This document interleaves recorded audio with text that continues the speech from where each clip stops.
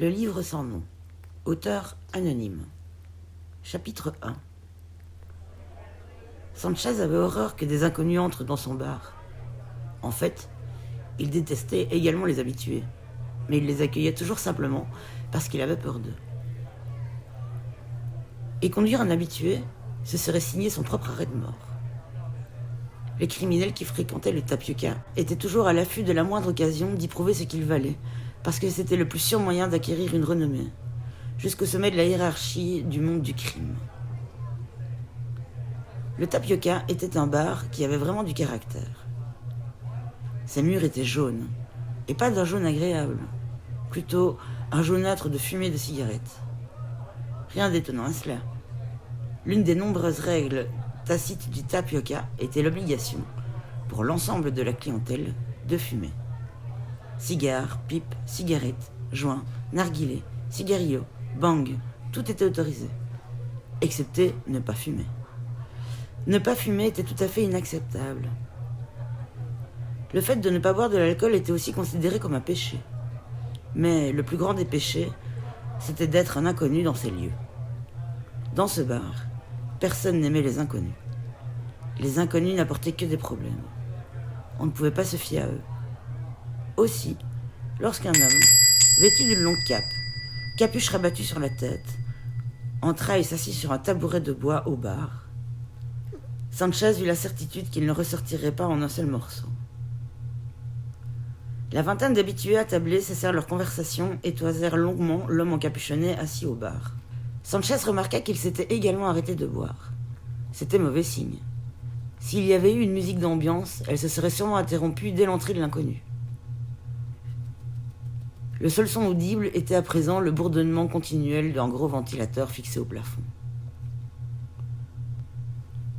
Sanchez se fit un devoir d'ignorer son tout nouveau client, en faisant mine de ne pas l'avoir vu. Évidemment, lorsque l'homme ouvrit la bouche, il lui fit impossible de l'ignorer plus longtemps. « Barman, servez-moi un bourbon. » L'homme n'avait même pas relevé la tête. Il avait passé sa commande sans regarder Sanchez et, comme il avait gardé sa capuche, il était impossible de savoir si son visage était aussi terrifiant que sa voix, tellement rocailleuse qu'elle aurait pu remplir une pleine pinte de cailloux. Dans les environs, on considérait que plus un inconnu avait la voix rocailleuse, moins il était recommandable. En conséquence, Sanchez saisit un verre à whisky d'une propreté relative et se dirigea vers le bout du comptoir où était accoudé l'homme. Il déposa le verre sur le bois collant du comptoir, juste face à l'inconnu, et jeta un bref coup d'œil au visage dissimulé sous la capuche. Les ténèbres qui y régnaient étaient bien trop épaisses pour qu'il distingue des traits précis, et il n'avait aucune envie de se faire surprendre en train d'épier. « On the rocks », rumina l'homme, dans une espèce de murmure. Une sorte de chuchotement rocailleux, en vérité. Sanchez glissa la main sous le bar et en retira une bouteille de verre marron à moitié pleine, estampillée Bourbon, et, de l'autre main, attrapa 2 glaçons qu'il jeta dans le verre, puis se mit à verser le liquide. Il remplit le verre à moitié et rangea la bouteille sous le comptoir. « Ça fait $3. » « $3 ? Ouais. » Remplissez le verre. Depuis l'entrée de l'inconnu, les discussions avaient cessé. Il régnait à présent un véritable silence de tombe, à l'exception du bruit du ventilateur, qui semblait gagner en intensité. Sanchez, qui évitait de croiser le moindre regard, reprit la bouteille et remplit le verre à ras-bord. L'inconnu lui tendit un billet de $5. Gardez la monnaie. Le barman tournait le dos et rangeait le billet dans un tâtement de caisse enregistreuse. C'est alors que les paroles échangées furent couvertes par les mots. Derrière lui, Sanchez entendit la voix de Ringo, l'un des plus désagréables de ses clients. Il s'agissait là encore d'une voix particulièrement rocailleuse. « Qu'est-ce que tu viens faire dans notre bar, l'étranger ? Qu'est-ce qui t'amène ici ?» Ringo était assis, en compagnie de 2 autres hommes, à une table située à moins de 2 mètres derrière l'inconnu. C'était une raclure corpulente, huileuse et mal rasée, comme à peu près tous les autres déchets qui fréquentaient le bar. Et, tout comme eux, il portait dans l'étui accroché à sa ceinture un pistolet qu'il était prêt à brandir au moindre prétexte. Toujours tourné vers la caisse enregistreuse, Sanchez inspira profondément et se prépara mentalement au foutoir qui allait immanquablement s'en suivre. Ringo était hors la loi renommé, coupable d'à peu près tous les crimes imaginables. Viol, homicide volontaire, incendie criminel, vol, meurtre de policier, Ringo les avait tous commis. Il ne se passait pas un jour sans qu'il ne fasse quelque chose d'illégal, susceptible de l'envoyer en prison. Et ce jour-là ne faisait pas exception. Il avait déjà dépouillé 3 hommes en les menaçant de son arme et, à présent, après avoir dépensé la majeure partie de son pactole bien mal acquis, il se sentait d'humeur bastonneuse. En se retournant pour faire face à la salle, Sanchez remarqua que l'inconnu n'avait pas bougé d'1 millimètre, pas plus qu'il n'avait touché son verre. Et cela faisait déjà plusieurs secondes, horriblement longues, qu'il n'avait pas répondu aux questions de Ringo. Un jour, Sanchez avait vu Ringo tirer une balle dans le genou d'un homme, uniquement parce que celui-ci ne lui avait pas répondu assez vite. Il poussa un soupir de soulagement lorsqu'enfin, juste avant que Ringo ne répète ses questions, l'homme se décida à répondre. « Je ne cherche de problème à personne. » Ringo afficha un rictus menaçant et grogna. « Eh ben, tu vois, je suis un problème ambulant, et on dirait bien que tu m'as trouvé. » L'homme encapuchonné ne réagit pas. Il restait assis sur son tabouret, les yeux rivés sur son verre. Ringo se leva et s'approcha de lui. Il s'accouda au bar, à côté du nouveau venu, tendit la main et abaissa brusquement sa capuche, découvrant le visage fin mais mal rasé d'un jeune homme blond d'une petite trentaine d'années et dont les yeux injectés de sang semblaient indiquer une légère gueule de bois ou un réveil prématuré au milieu d'un somme alcoolisé. « Je veux savoir ce que tu viens faire ici, lança Ringo d'un ton autoritaire. On a entendu parler d'un étranger qui serait arrivé en ville ce matin. Un type qui se prenait pour un gros dur. Tu te prends pour un gros dur, toi ? Je ne suis pas un gros dur. Alors ramasse ta cape et casse-toi d'ici. » L'ordre était assez peu pertinent. L'inconnu n'avait pas enlevé sa cape. L'homme réfléchit un instant à la suggestion de Ringo avant de hocher la tête. « Je connais l'étranger dont tu parles, dit-il d'une voix rauque. Et je sais pourquoi il est ici. Je te raconterai tout si tu me laisses tranquille. » Sous une moustache noire et répugnante, un large sourire barra le visage de Ringo. Par-dessus son épaule, il jeta un regard à son public. Les quelques 20 habitués étaient assis à leur table, observant attentivement les événements. Le sourire de Ringo détendit quelque peu l'atmosphère, même si tous savaient que, très vite, l'ambiance tournerait à nouveau à l'aigre. Après tout, on était au Tapioca. « Vous en dites quoi, les gars ? On laisse le beau gosse nous raconter une histoire ?» Un cœur bruyant donna son assentiment, et des verres tintèrent. Ringo passa son bras autour des épaules de l'inconnu blond, qu'il fit pivoter sur son tabouret afin de le placer face aux autres clients. « Allez, blondinet, parle-nous un peu de ce dur à cuire que personne ne connaît. Qu'est-ce qu'il vient faire dans ma ville ?» Le ton de Ringo était volontairement moqueur, ce qui ne semblait pourtant pas déranger l'inconnu, qui prit la parole. Un peu plus tôt dans la journée, j'étais dans un bar, à 3 ou 4 kilomètres d'ici, et ce grand type à l'air mauvais est entré, s'est assis au bar et a demandé un verre. À quoi il ressemblait ? Eh bien, au début, on ne pouvait pas voir son visage, parce qu'il le cachait sous une espèce de grosse capuche. Mais un trou de cul a fini par s'approcher de lui pour rejeter la capuche en arrière. Ringo ne souriait plus. Il suspectait l'inconnu de se moquer de lui. Aussi, s'approcha-t-il plus près encore, serrant plus fort ses épaules sous son bras. « Bon, et dis-moi, mon gars, qu'est-ce qui s'est passé après ça ?» demanda-t-il d'un ton menaçant. « Eh bien, l'inconnu, qui est plutôt beau gosse, a vidé son verre d'un trait, a sorti son flingue et a tué jusqu'à la dernière tête de nœud présente dans le bar, à part moi et le barman. « répliqua Ringo, avant d'aspirer profondément par ses ignobles narines dilatées. « Je comprends parfaitement ce qui l'aurait poussé à épargner le barman. Mais je ne vois vraiment pas pour quelle raison il ne t'aurait pas tué. Tu veux savoir pourquoi il m'a pas tué ?» Ringo sortit son pistolet de l'étui fixé sur la large ceinture de cuir noir et le pointa en direction du visage de l'inconnu, à 2 doigts de sa joue. « Ouais, je veux savoir pourquoi cet enfant de putain ne t'a pas tué. » L'inconnu lança un regard terrible à Ringo, ignorant totalement le pistolet pointé sur sa tête. « Eh bien, répondit-il, il ne m'a pas tué parce qu'il voulait que j'entre dans ce rade de merde pour retrouver un gros con qui se faisait appeler Ringo. La très lourde insistance de l'inconnu sur les mots gros et con n'échappa pas à Ringo. Pourtant, dans le silence abasourdi qui suivit cette réponse, il garda son calme, tout du moins ce que lui, personnellement, appelait calme. « Ringo, c'est moi. Et toi, t'es qui, blondinet ?» Ça n'a aucune importance. Les deux raclures malpropres qui étaient restées assises à la table de Ringo se levèrent. Ils firent un pas en direction du bar, prêts à épauler leur ami. « Oh, si, ça !» en rétorqua Ringo d'un ton mauvais. « Parce qu'à en croire le bruit qui court, ce type, cet inconnu dont on a entendu parler, se fait appeler le Bourdon Kid. » « T'es en train de boire un bourbon, pas vrai ?»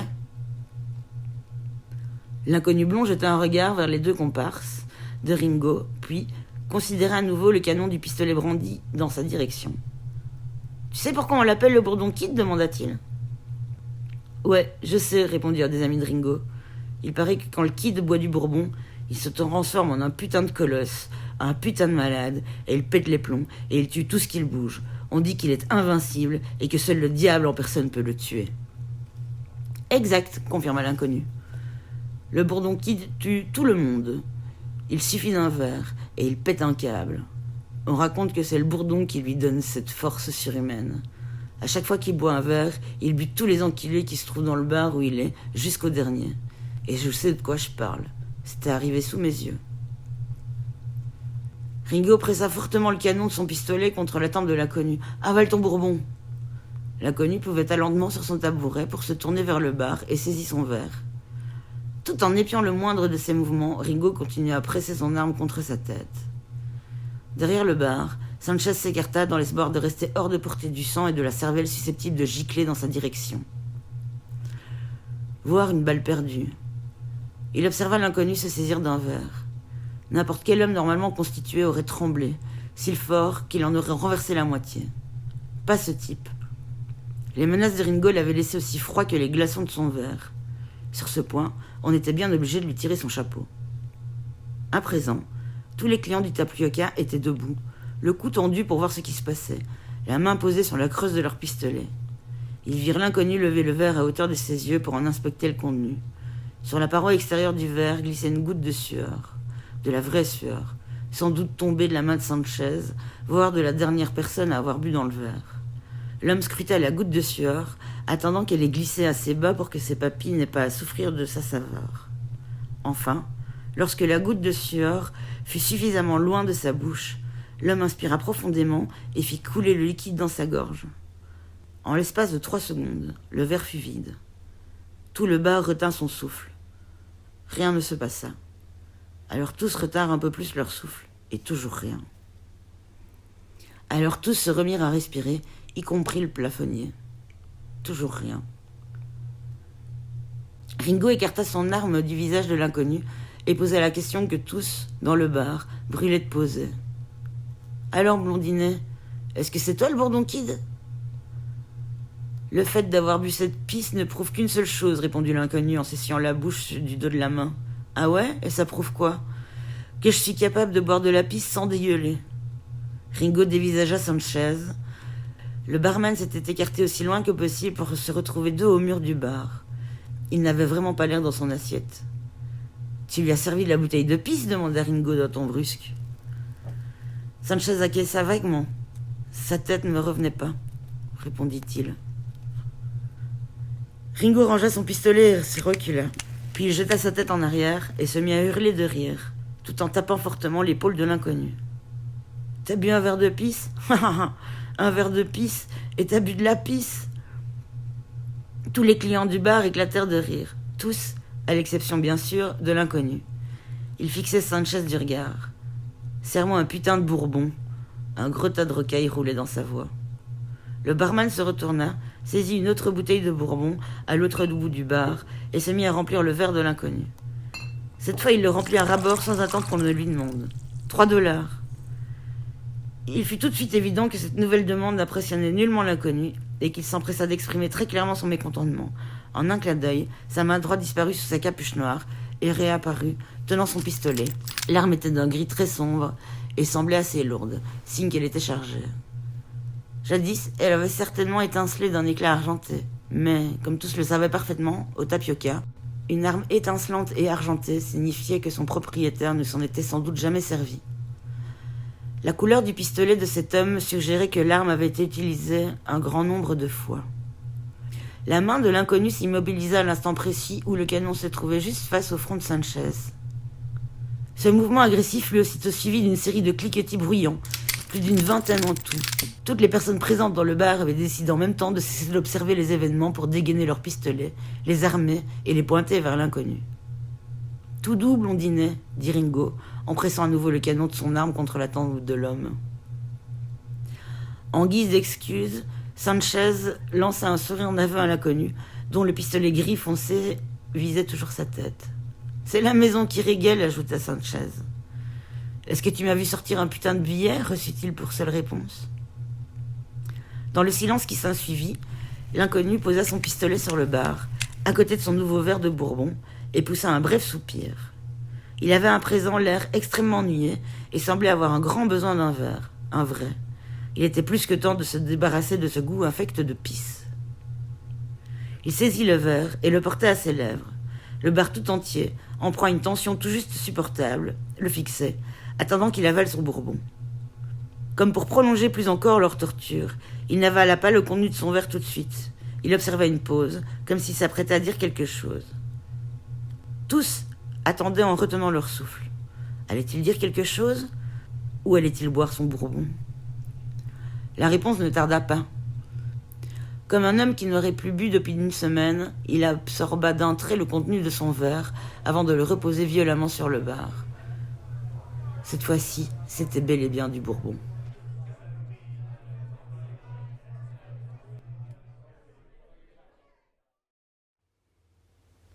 Chapitre 2. Père Tao avait envie de pleurer. Il avait vécu des moments tristes au cours de sa vie. Il avait connu des jours tristes, des semaines tristes, de temps en temps, et probablement un mois triste. Mais cette fois-là, c'était bien pire. Il ne s'était jamais senti aussi triste de toute sa vie. Il se tenait là où, si souvent, il s'était tenu, derrière l'autel surélevé du temple Hérer, face aux rangées de bancs.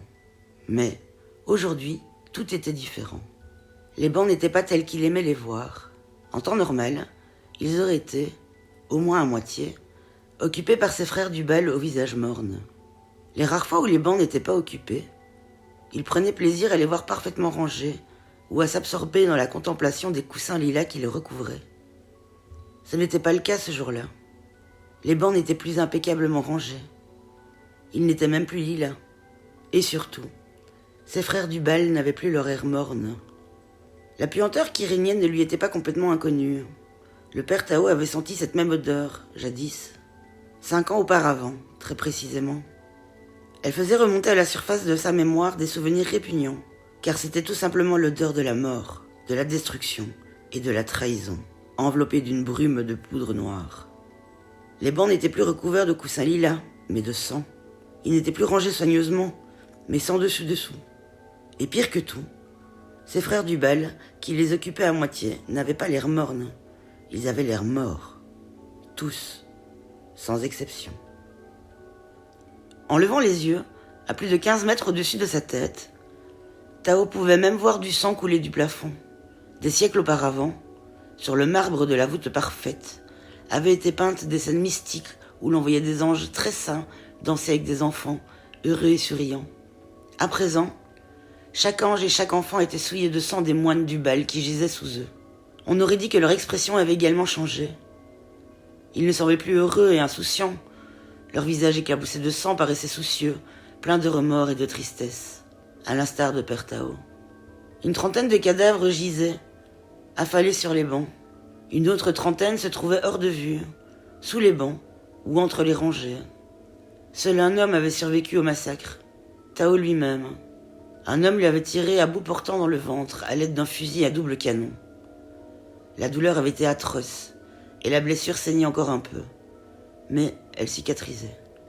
Ces blessures finissaient toujours par se refermer, même si, comme il l'avait déjà constaté, les blessures par balle avaient tendance à laisser une cicatrice. Il avait reçu 2 autres balles au cours de sa vie, Toutes deux, 5 ans auparavant. Toutes deux, lors de la même semaine, à quelques jours d'intervalle.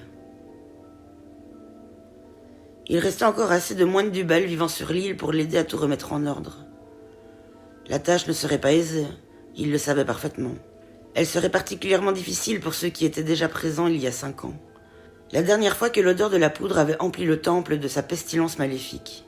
Aussi fut-ce un soulagement pour Tao de voir 2 de ses cadets préférés, les moines Kyle et Peto, entrés dans le temple par le trou béant de l'entrée, à présent dépouillés de sa majestueuse porte à double battant en chêne massif. Kyle avait environ 30 ans, et Peto était plus proche des 20. Lorsqu'on les voyait pour la première fois, on les prenait souvent pour des jumeaux. Ils étaient semblables non seulement par leur apparence, mais également par leurs gestes et leur façon d'être. En partie du fait qu'ils étaient habillés exactement de la même façon, et aussi du fait que Kyle était le mentor de Peto depuis près de 10 ans. Le plus jeune des 2 moines imitait inconsciemment le comportement naturel crispé et plus que précautionneux de son aîné. Tous 2 avaient le teint olivâtre et le crâne rasé. Ils portaient les mêmes robes brunes que la plupart des moines morts qui jonchaient le sol du temple. Sur le chemin qui les mena à l'autel et à Père Tao, ils durent enjamber un certain nombre de dépouilles de leurs frères morts, tâche aussi désagréable qu'inhabituelle. Bien qu'il lui fût très douloureux de les voir confrontés à pareille situation, Tao se réjouit néanmoins de leur venue en ces lieux. Leur arrivée accéléra son rythme cardiaque. Durant l'heure qui venait de s'écouler, son cœur avait battu à raison de 10 pulsations par minute. Aussi, fut-ce pour Tao un réel soulagement de le sentir retrouver sa vivacité, jusqu'à atteindre une fréquence normale et régulière. Peto avait eu la présence d'esprit d'apporter une petite tasse d'eau pour Père Tao. Il veillait à ne pas en renverser une seule goutte jusqu'à l'autel, mais d'évidence, ses mains tremblaient de plus en plus à mesure qu'il découvrait l'étendue de la catastrophe. Il fut presque aussi soulagé de lui tendre la tasse que Tao de la recevoir. Le vieux moine la saisit à 2 mains et mobilisa presque toute la force qui lui restait pour la porter à sa bouche. La fraîcheur de l'eau coulant le long de sa gorge le revivifia plus encore et accéléra considérablement son processus de guérison. « Merci beaucoup, Peto. Et ne t'inquiète pas, je serai de nouveau en pleine possession de mes moyens d'ici la fin de la journée. » dit Tao en se baissant pour poser la tasse vide sur le sol de pierre. « Bien sûr, père. Ça va troubler, manquer de confiance, mais, heureusement, pas d'espoir. » Tao sourit pour la première fois de la journée. Peto était si innocent et si attentionné envers autrui qu'il était difficile de ne pas se réjouir. En dépit de tout, de sa présence ici, au milieu des décombres sanguinolents du temple. Il était arrivé sur l'île à l'âge de 10 ans, après qu'un gang de trafiquants de drogue eût assassiné ses parents. La vie parmi les moines lui avait permis d'atteindre une paix intérieure absolue, de faire son deuil et d'accepter sa vulnérabilité. Tao était fier que ses frères et lui soient parvenus à faire de Peto ce merveilleux être humain, réfléchi et désintéressé, qui se tenait à présent devant lui. Malheureusement, il allait à présent devoir envoyer le jeune moine dans ce même monde qui lui avait ravi sa famille. « Kyle, Peto, savez-vous pourquoi je vous ai fait venir, n'est-ce pas ?» demanda-t-il. « Oui, père, répondit Kyle au nom des 2 moines. « Êtes-vous prêt à vous acquitter de cette tâche ?»« Absolument, mon père. Si ce n'est pas le cas, vous ne nous auriez pas fait appeler. »« C'est très vrai, Kyle. Tu es un homme sage. Il m'arrive parfois d'oublier l'étendue de ta sagesse. Souviens-toi bien de cela, Peto. Tu as énormément à apprendre de Kyle. »« Oui, père, dit humblement Peto. »« À présent, écoutez-moi bien attentivement, car nous n'avons que peu de temps devant nous, poursuivit Tao. Dorénavant, chaque seconde est vitale. La pérennité du monde, son existence même, repose sur vos épaules. Nous ne vous décevrons pas, père, appuya Kyle. Je sais que vous ne me décevrez pas, Kyle. Mais si vous échouez, c'est l'humanité tout entière que vous condamnerez. Il observa une courte pause avant de reprendre. Retrouvez la pierre, ramenez-la ici. Assurez-vous qu'elle ne soit pas entre les mains du mal lorsque les ténèbres viendront. Pourquoi demanda Peto. Qu'arriverait-il, père? Tao tendit la main pour la poser sur l'épaule de Peto, qu'il serra avec une fermeté étonnante vu son état. Il était épouvanté par le massacre, par la menace qui pesait sur l'humanité tout entière et, plus que tout, par le fait qu'il n'avait d'autre recours que d'envoyer ces 2 jeunes moines au-devant d'un si grand danger. Écoutez, mes enfants, si cette pierre se trouve entre 2 mauvaises mains, au mauvais moment, alors tout espoir sera perdu. Le niveau des océans s'élèvera, et l'humanité disparaîtra comme les larmes sous la pluie. « Des larmes sous la pluie ?» répéta Peto. « Oui, Peto, » répondit Tao d'un ton doux, « comme des larmes sous la pluie. À présent, vous devez vous hâter. Le temps me manque pour tout vous expliquer. Votre quête doit débuter sur le champ. Chaque seconde qui passe, Chaque minute qui s'écoule nous rapproche un peu plus de la fin de ce monde que nous chérissons et entendons protéger. Kyle caressa la joue de son aîné, essuyant une tache de sang. « N'ayez nulle crainte, père. Nous ne perdrons pas une minute de plus. » Malgré ces paroles, il hésita, puis demanda « Où devons-nous débuter notre quête ?»« Là où elle commence toujours, mon fils. À Santa Bodega. C'est là que l'œil de la lune est le plus convoité. C'est là qu'ils veulent toujours l'emmener. » « Mais qui sont ces gens dont vous parlez? Qui en est à sa possession? Qui est responsable de tout cela? Qui ou que cherchons-nous » Tao observa une courte pause avant de répondre. Il contempla le carnage qui s'étalait devant lui et se remémora le moment où son regard avait croisé celui de son agresseur, juste avant que celui-ci ne lui tire dessus. « Un homme, Kyle. Vous devez chercher un homme, un seul. Je ne connais pas son nom, mais lorsque vous aurez atteint Santa Bodega, demandez autour de vous. Demandez où vous pourrez trouver l'homme qu'on ne peut tuer. Demandez comment s'appelle l'homme capable de massacrer 30 ou 40 hommes une main dans le dos, sans avoir à déplorer plus qu'une simple égratignure. Mais, mon père, si un tel homme existe, les gens que nous croiserons n'auraient-ils pas peur de nous dire qui il est? La question du jeune homme irrita Tao un court instant. Mais il dut reconnaître que la remarque de Kyle était très judicieuse. Il réfléchit un moment. Quand Kyle remettait quelque chose en question, il le faisait toujours intelligemment. Et, cette fois-ci, Tao fut en mesure de lui répondre. Oui, ils auront peur, mais à Santa Bodega, n'importe qui vendrait son âme au côté obscur pour une poignée de bifton.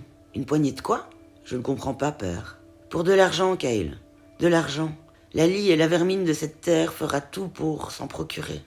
Mais nous n'avons pas d'argent, n'est-ce pas? Le fait d'en faire usage va à l'encontre des lois sacrées du bal. Théoriquement, oui, répondit Tao. Mais nous conservons bel et bien de l'argent. Ici même. Simplement, nous ne le dépensons pas. Frère Samuel viendra à votre rencontre au port. Il vous remettra une mallette pleine d'argent. Plus d'argent que quiconque en aura besoin. Vous userez de cet argent avec mesure afin de collecter les informations qui vous seront utiles. Une vague de lassitude teintée de deuil et de douleur envahit Tao. Il passa une main sur son visage avant de poursuivre. Sans argent, vous ne tiendrez pas un jour à Santa Bodega. Aussi, ne les guérez en aucun cas. Restez à tout moment sur vos gardes. Nombreuses sont les personnes qui s'intéresseront de près à vous si elles apprennent que vous possédez de l'argent. Des personnes mauvaises. Bien, père. Kyle ressentit un frisson d'excitation. Ce serait son premier voyage loin de l'île depuis son arrivée à leur petit enfant. Tous les moines arrivaient sur Ubal encore nourrissons, qu'ils soient orphelins ou malheureusement rejetés par leurs parents. Et, de leur vivant, il ne se présentait peut-être qu'une seule occasion de quitter l'île, si seulement elle se présentait. Mais, parce qu'il était moine, cette vague d'excitation ressentie par Kyle fut immédiatement suivie d'un intolérable sentiment de culpabilité pour avoir éprouvé pareille sensation. Et ni l'heure ni le lieu ne se prêtaient à de tels états d'âme. « Y a-t-il autre chose que nous devrions savoir » demanda Kyle. Tao hocha la tête. « Non, mon fils. Partez, sur le champ. Vous disposez de 3 jours pour récupérer l'œil de la lune et sauver le monde de la ruine. Et le sable ne cesse de s'écouler dans le sablier. » Kyle et Peto s'inclinèrent devant le père Tao, puis se retournèrent et se frayèrent difficilement un chemin jusqu'à la sortie du temple. Ils avaient hâte de se retrouver à l'air libre.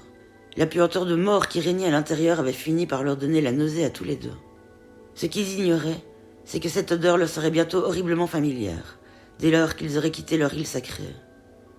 Père Tao le savait, et, en les regardant s'en aller, il regretta de ne pas avoir eu le courage de leur révéler toute la vérité sur ce qui les attendait dans le monde extérieur. Il avait envoyé 2 jeunes moines à Santa Bodega 5 ans auparavant. Ils n'étaient jamais revenus, et lui seul savait pourquoi. Chapitre 3. 5 ans avaient passé depuis la nuit où l'homme blond à la cape et à la capuche avait fait irruption à l'intérieur du Tapioca Bar. Rien n'avait vraiment changé. Les murs étaient peut-être un peu plus jaunâtres de fumée qu'auparavant et présentaient quelques nouveaux impacts de balles perdues, mais, excepté ces quelques détails, le bar était identique à ce qu'il avait été. Les inconnus n'étaient toujours pas les bienvenus, et tous les habitués étaient toujours de parfaite raclure. Notez qu'il s'agissait de nouveaux habitués. Durant ces 5 ans, Sanchez n'avait pas vraiment changé, excepté les quelques kilos qui avaient encore élargi son tour de taille. Aussi, lorsque 2 inconnus à l'allure bizarre entrèrent discrètement dans le bar, il se tint prêt à leur servir le contenu de la bouteille de pisse. On aurait dit des jumeaux. Même crâne parfaitement rasé, même teint olivâtre, même accoutrement. Tunique de karaté orange et sans manches, pantalon noir bouffant, et bottes pointues plutôt efféminées, noires elles aussi. Aucun code vestimentaire n'était exigé pour entrer au tapioca. Mais si tel avait été le cas, ces deux-là seraient restés dehors. Souriant comme deux nigauds, ils s'avancèrent vers le bar et s'immobilisèrent devant Sanchez qui, comme à son habitude, les ignora. Malheureusement, comme c'était le cas la plupart du temps, certains de ses plus désagréables clients, en d'autres termes, certains clients vraiment très désagréables, avaient remarqué l'entrée des nouveaux venus et, bien vite, le vacarme du bar fit place au silence. Le tapioca n'était en vérité pas si rempli que ça, car l'après-midi ne faisait pratiquement que commencer. Seules deux tables étaient occupées, l'une près du bar, autour de laquelle 3 hommes étaient installés, et une autre à l'autre bout de la salle, au-dessus de laquelle étaient avachis 2 individus particulièrement louches, bouteilles de bière à la main. Les 2 groupes assis fixaient à présent les 2 inconnus de regards sombres et insistants. Les habitués ignoraient tout des moines du bal, qui étaient de plus en plus rares dans cette région. De même, les clients du bar ignoraient bien évidemment que ces 2 inconnus habillés bizarrement étaient les premiers moines à avoir quitté l'île du bal depuis des années. Kyle, le plus âgé, était de fort peu le plus grand. Son compagnon, Peto, n'était qu'un simple acolyte qui apprenait encore le métier. Sanchez aurait été bien incapable de le deviner, et même s'il l'avait su, il s'en serait complètement foutu. Les moines avaient pénétré dans le tapioca bar pour une raison bien précise. C'était le seul endroit de tout Santa Bodega dont ils avaient entendu parler. Ils avaient suivi les instructions de Pertao et avaient demandé à quelques autochtones où ils auraient le plus de chances de trouver un homme qu'on ne pouvait tuer. La réponse avait été la même à chaque fois. Essayer au tapioca bar. Certains avaient même eu la gentillesse de leur proposer un nom susceptible de correspondre à l'homme qu'ils cherchaient. Le bourdon kid revint à plusieurs reprises. Le seul autre nom cité avait été celui d'un homme arrivé récemment en ville, et qui se faisait appeler Jeff. Un début encourageant pour cette quête que les 2 moines poursuivaient. Du moins, le croyaient-ils. « Veuillez m'excuser, monsieur, dit Kyle en souriant poliment. Pourrions-nous vous demander 2 verres d'eau, je vous prie ?» Sanchez prit 2 verres qu'il remplit de la pisse contenue dans la bouteille sous le bar et les posa devant les 2 hommes. 6 $. Les inconnus n'auraient-ils pas saisi la provocation que constituait en soi ce prix scandaleux que le ton bourru de Sanchez leur en fit clairement prendre conscience? Kyle, sans cesser d'afficher un sourire forcé à l'attention de Sanchez, donna un léger coup de coude à Peto et lui glissa à l'oreille. « Peto, donne-lui l'argent. » Le visage de Peto s'allongea. « Mais, Kyle, 6 $, ça ne fait quand même pas un peu cher pour 2 verres d'eau ?» répondit le jeune moine à voix basse. « Contente-toi de lui donner de l'argent, répliqua Kyle d'un ton pressant. Il ne faut pas que nous passions pour des imbéciles. Par-dessus l'épaule de Kyle, Peto jeta un œil en direction de Sanchez et sourit au barman qui semblait perdre patience. « Je crois que ce type est en train de nous arnaquer. Contente-toi de lui donner l'argent. Et vite. »« D'accord. Mais t'as vu l'eau qu'il nous a servie ? Elle est un peu, comme qui dirait, jaunâtre. » Il inspira et ajouta « On dirait de l'urine. »« Peto, contente-toi de payer. » Peto tira une liasse de billets d'un petit sac noir attaché à sa ceinture, compta 6 billets de 1 $ et les tendit à Kyle, qui, à son tour, remit l'argent à Sanchez, qui s'en saisit en hochant la tête d'un air désapprobateur. Ce ne serait qu'une question de temps avant que quelqu'un ne s'en prenne à ces 2 couillons. Par leur apparence et leur comportement, ils seraient seuls responsables de ce qui leur arriverait. Il se retourna pour encaisser l'argent, mais, comme d'habitude, avant que la caisse enregistreuse ne retentît, déjà, une première question a été posée aux 2 inconnus. « Eh, vous voulez quoi, les têtes de nœud ?» lança l'un des individus louches à la table du fond. Kyle s'aperçut que l'homme qui venait de s'exprimer regardait dans leur direction. Aussi se pencha-t-il à nouveau pour murmurer à l'oreille de Peto. « J'ai l'impression que c'est à nous qu'il s'adresse. »« Vraiment ?» répliqua Peto d'un ton étonné. « Qu'est-ce que c'est une tête de nœud ?»« Je l'ignore, mais il semblerait que ce soit une insulte. » Kyle se retourna et vit que les hommes de la table du fond s'étaient levés. Le plancher de bois trembla violemment sous le pas des 2 voyous, aussi louches que terrifiants, qui s'approchèrent des 2 moines. Tout en eux respirait l'antipathie. Tout en eux respiraient les problèmes. Même des étrangers aussi naïfs que Kyle et Peto étaient capables de sentir cela. « Quoi qu'il arrive, murmura Kyle à Peto, ne fais rien qui puisse les énerver. Ils ont l'air assez peu recommandables. Laisse-moi leur parler. » Les 2 fauteurs de troubles étaient à présent campés, à quelques enjambées seulement, face à Kyle et Peto. Tous 2 semblaient ne pas avoir pris de douche depuis longtemps, apparence confirmée par l'odeur qu'ils dégageaient. Le plus robuste des 2, un homme du nom de Jericho, chiquait, et un léger filet de tabac brun s'écoulait de la commissure de ses lèvres. Il avait une barbe de plusieurs jours, portait la moustache insalubre apparemment de rigueur dans ce bar, et, à en juger par son air, il avait dû passer ses jours derniers au tapioca sans rentrer chez lui. Son compagnon, Rusty, était un peu plus petit, mais sentait tout aussi mauvais. Il avait les dents noires et pourries qu'il dévoila en un large sourire à Peto. L'un des rares hommes en ville assez petit pour regarder droit dans les yeux sans baisser la tête. De même que Peto était l'apprenti de Kyle, Rusty était la doublure de Jericho, criminel endurci et renommé dans la région.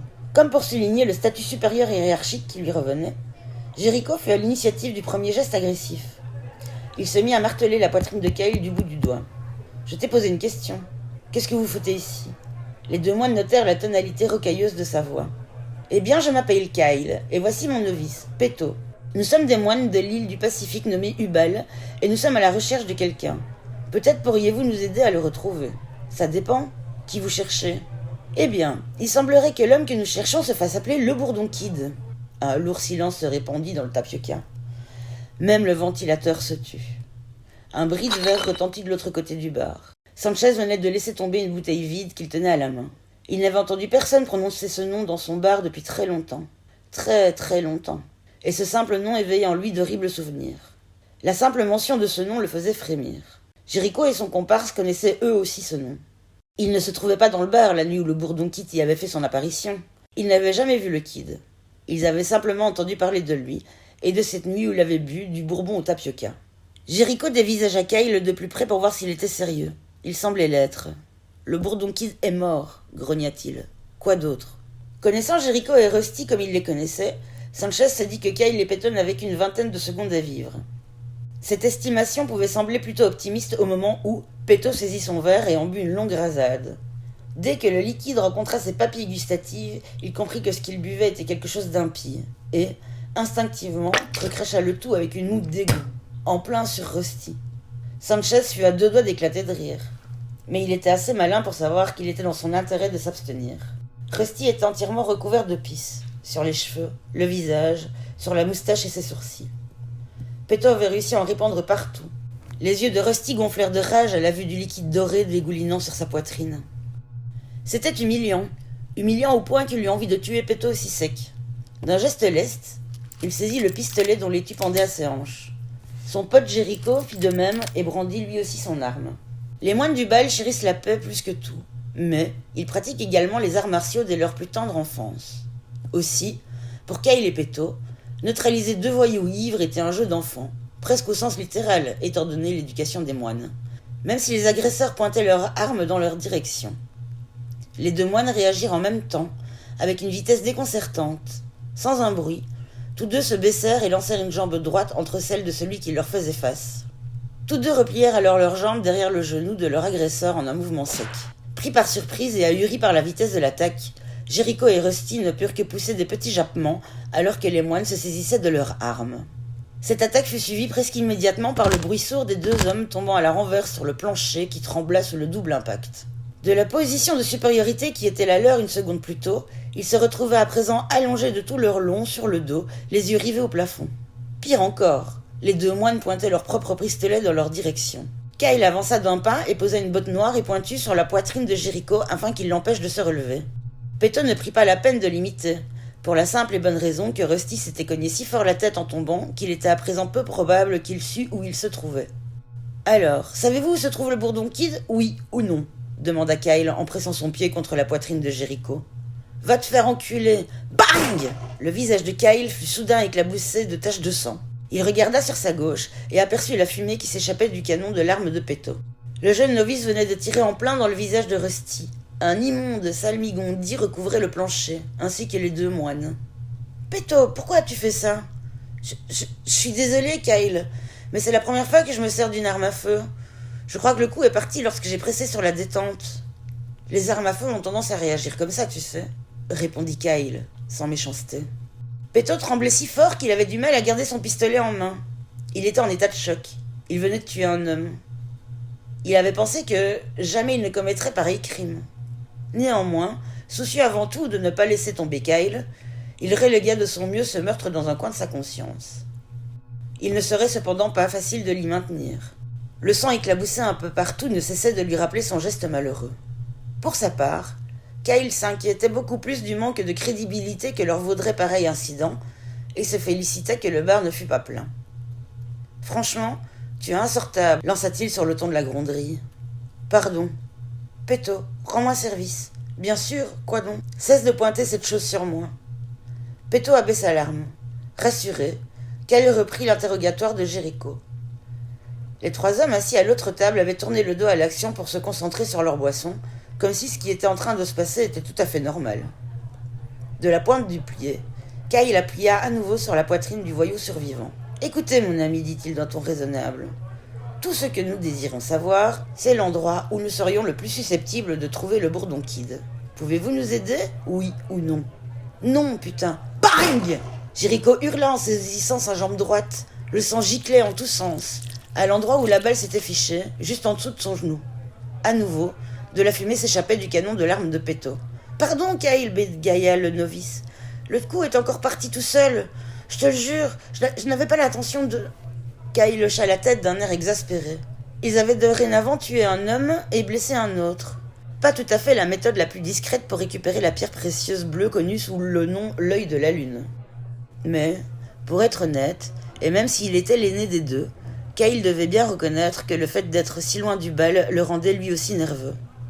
Dans ces circonstances, il se devait d'accepter que Péto ait au moins 2 fois plus la frousse. Peu importe, veille simplement à ne plus le faire. Les jurons de Jéricho semblaient épaissir l'atmosphère du bar, tandis qu'il se contorsionnait de douleur par terre, toujours bloqué par la botte de Kyle qui pressait sa poitrine. « Je ne sais pas où se trouve le bourdon kid, je vous jure, cria-t-il d'une voix rauque. Vous voulez que je demande à mon ami de vous tirer dessus une seconde fois? Non, non, je vous en supplie, je vous jure, je ne sais pas où il est. Je l'ai jamais vu, je vous en prie, faut que vous me croyiez. Très bien. Est-ce que vous avez entendu parler du vol d'une pierre précieuse bleue qu'on appelle l'œil de la lune? » Jéricho s'immobilisa un instant, signe qu'il savait quelque chose. « Ouais, j'en ai entendu parler, lâcha-t-il en grimaçant. Un type du nom d'El Santino essaye de mettre la main dessus. Il offre un gros tas de pognon à celui qui la lui remettra. Mais c'est tout ce que je sais, je vous jure. » Kyle éloigna sa botte de la poitrine de Jéricho et s'avança vers le bar. Il saisit son verre qu'il n'avait pas encore touché et avala une gorgée avant de la recracher avec une ligne dégoûtée, suivant l'exemple de Péto. La seule différence fut qu'il recracha la gorgée sur Sanchez. « Vous feriez mieux de remplir votre bouteille d'eau fraîche. J'ai l'impression que celle-ci est un peu trop stagnée, suggéra-t-il au barman trempé et médusé. Allons, Péto, en route. Attends, lança Péto. Demande-leur. Pour l'autre type, ce Jeff. Demande-leur s'ils savent où on peut le trouver. » Kyle regarda Sanchez, qui essuyait la pisse de son visage à l'aide d'un chiffon sale qui avait dû être blanc, jadis. « Patron, avez-vous entendu parler d'un homme du nom de Jeff, vivant dans les alentours ?» Sanchez hocha la tête.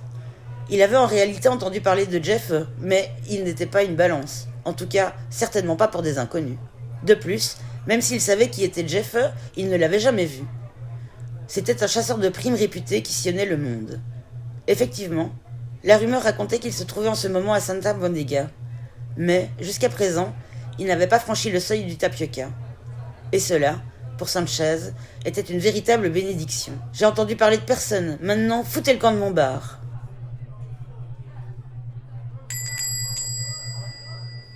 Les moines étaient sortis sans un mot. Bon débarras, pensa Sanchez.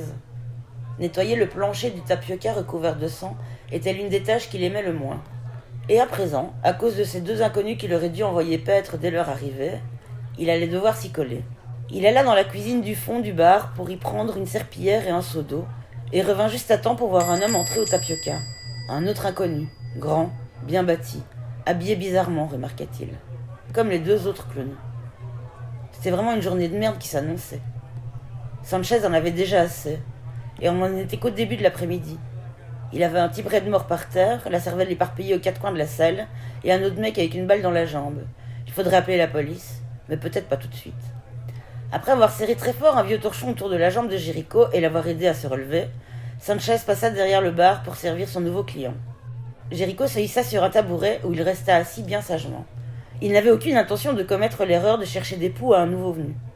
Sanchez attrapa un chiffon, vaguement propre, et essuya le sang qu'il avait sur les mains, tout en jetant un regard au nouveau client. « Qu'est-ce que sera l'étranger ?» L'homme s'était assis sur un tabouret à côté de Jéricho. Il portait un lourd gilet de cuir noir à moitié ouvert sur une poitrine richement tatouée et un gros crucifix d'argent.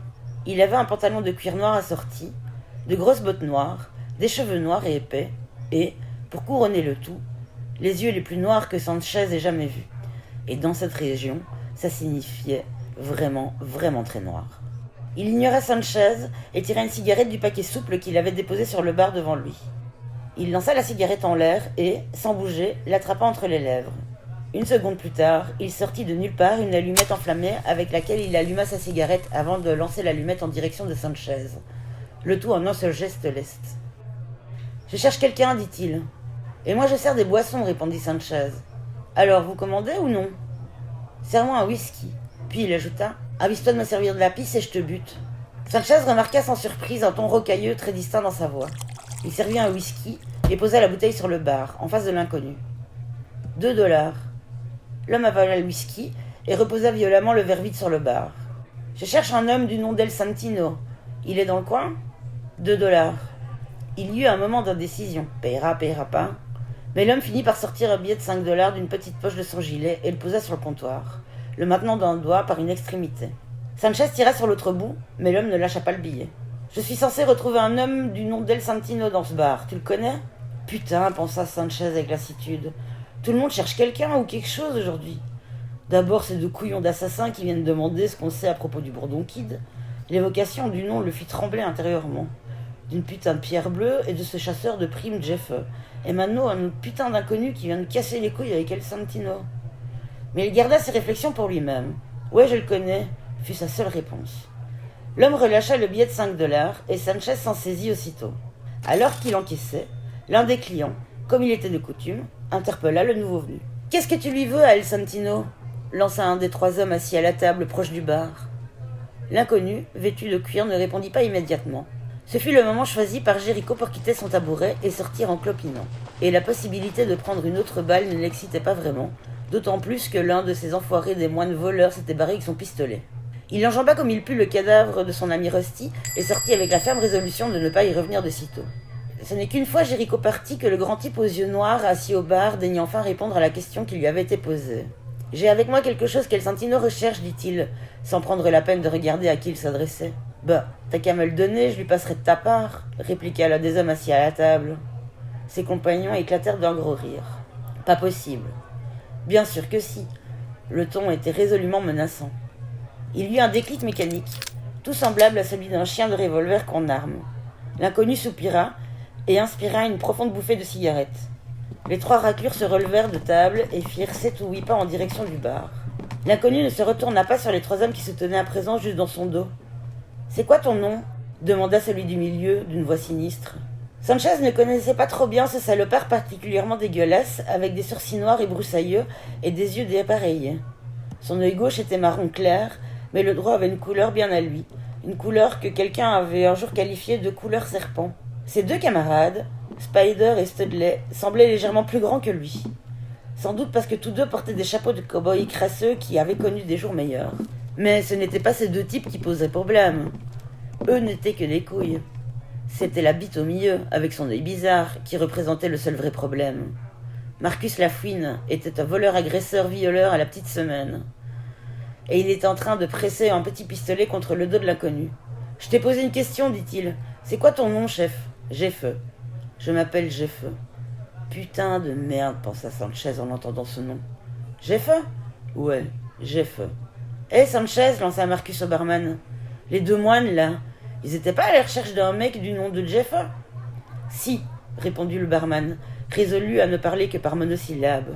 Jeff inspira une profonde bouffée de cigarette, se retourna pour faire face à celui qui l'interpellait et lui cracha lentement 2 pleins poumons de fumée de cigarette à la figure. « Des moines, c'est bien ce que tu viens de dire ?»« Ouais, répondit Marcus, en tâchant de ne pas tousser. 2 moines. Ils se sont barrés juste au moment où t'es entré. T'as sûrement dû les croiser. » J'ai pas croisé le moindre moine à la con. Ok, si tu veux. Écoute, mon gars, rends-toi service. Dis-moi où je peux trouver El Santino.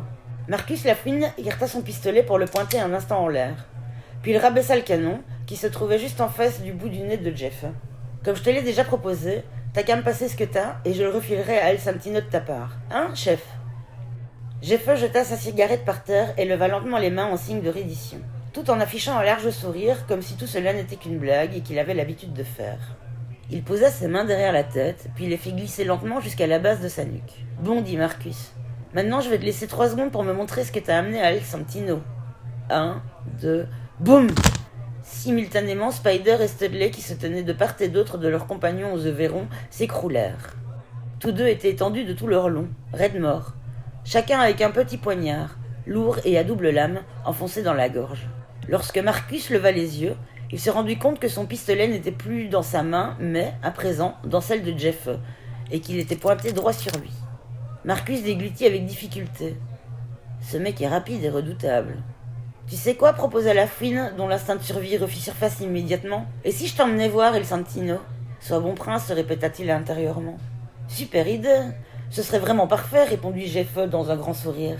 Mais avant ça, et si tu nous payais 1 ou 2 whisky? Avec plaisir. Après avoir traîné le corps de Rusty, Spider et Studley dans l'arrière-cour, et les avoir entassés dans un coin discret, les 2 hommes se retrouvèrent au bar pour, 2 heures durant, boire du whisky. Ce fut surtout Marcus qui causa. Il imita à merveille le guide touristique, détaillant par le menu les meilleurs endroits où passer un bon moment. Il indiqua également à son nouveau pote les lieux et les personnes les plus susceptibles de l'arnaquer. Jeff fit mine de s'intéresser à ce que lui disait Marcus, alors qu'en réalité, l'essentiel pour lui, c'était d'avoir un compagnon de beuverie et qui, de plus, régalait. Heureusement pour Marcus, alors qu'il déplaçait les corps dans l'arrière-cour, il avait eu la présence d'esprit de se servir dans le portefeuille de Studley et de prendre les 3 $ que Spider avait mis dans la poche de sa chemise. Le portefeuille était plein de billets, assez pour que Marcus puisse payer à boire les 2 jours suivants. En début de soirée, Jeff était déjà très saoul, et ni Marcus ni lui n'avaient remarqué que le tapioca s'était considérablement rempli. Il restait encore un certain nombre de tables et de chaises vides, mais beaucoup de clients, des habitués, se tenaient dans les ténèbres. La rumeur s'était répandue que Jeff avait en sa possession quelque chose qui valait un sacré paquet de fric. Bien que peu connu dans la région, il s'était taillé une réputation d'homme à craindre. Mais il était à présent totalement bourré, et devenu une cible de choix pour les nombreux voleurs qui fréquentaient le tapioca. En définitive, ce qui arriverait à Jeff un peu plus tard dans la nuit s'avérerait être le catalyseur de tout ce qui allait s'en suivre, à savoir, essentiellement des meurtres.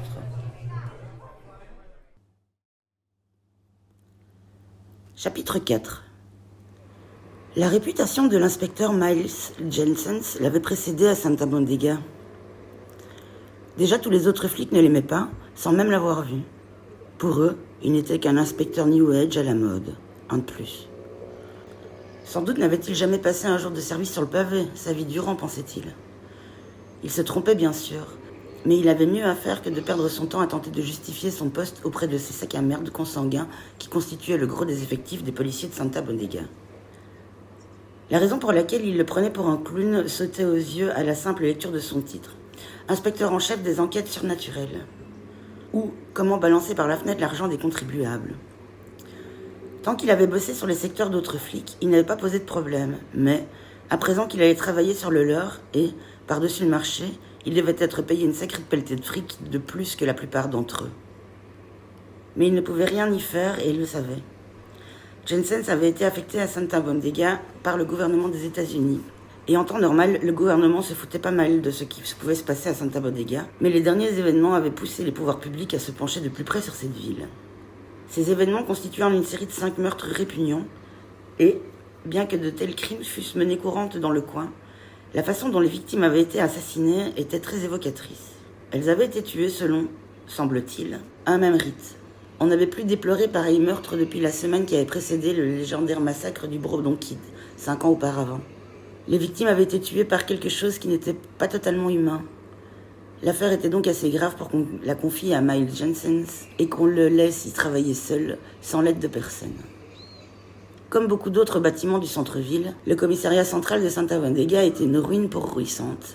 C'était un immeuble du début du XXe siècle qui, jadis, avait probablement dû faire la fierté de la ville. Dans le classement de tous les commissariats que Jensens avait pu visiter, il arrivait dans les derniers. L'intérieur avait été plus ou moins modernisé. Contrairement à la façade, la décoration semblait dater des années 80, et on se serait cru dans une vieille série policière, comme Capitaine Furillo. Ce n'était évidemment pas fameux, mais Jensens était bien obligé d'admettre qu'il avait déjà vu pire et de loin. Les présentations à l'accueil, souvent horriblement lentes, il le savait d'expérience, furent vite expédiées. La jeune réceptionniste jeta tout juste un rapide coup d'œil à son insigne et à sa lettre de recommandation, avant de lui conseiller de se rendre dans le bureau du capitaine Rockwell, lui indiquant le chemin à suivre. Il était toujours bon de se savoir attendu. En se dirigeant, dans le bâtiment, vers le bureau du capitaine, Jensen pouvait ressentir, lui brûlant littéralement le dos, le regard de tous les policiers. C'est ce qui arrivait à chaque nouvelle affectation. Les autres flics le détestaient, point à la ligne. Il ne pouvait absolument rien y faire, tout au moins durant les premiers jours de sa mission.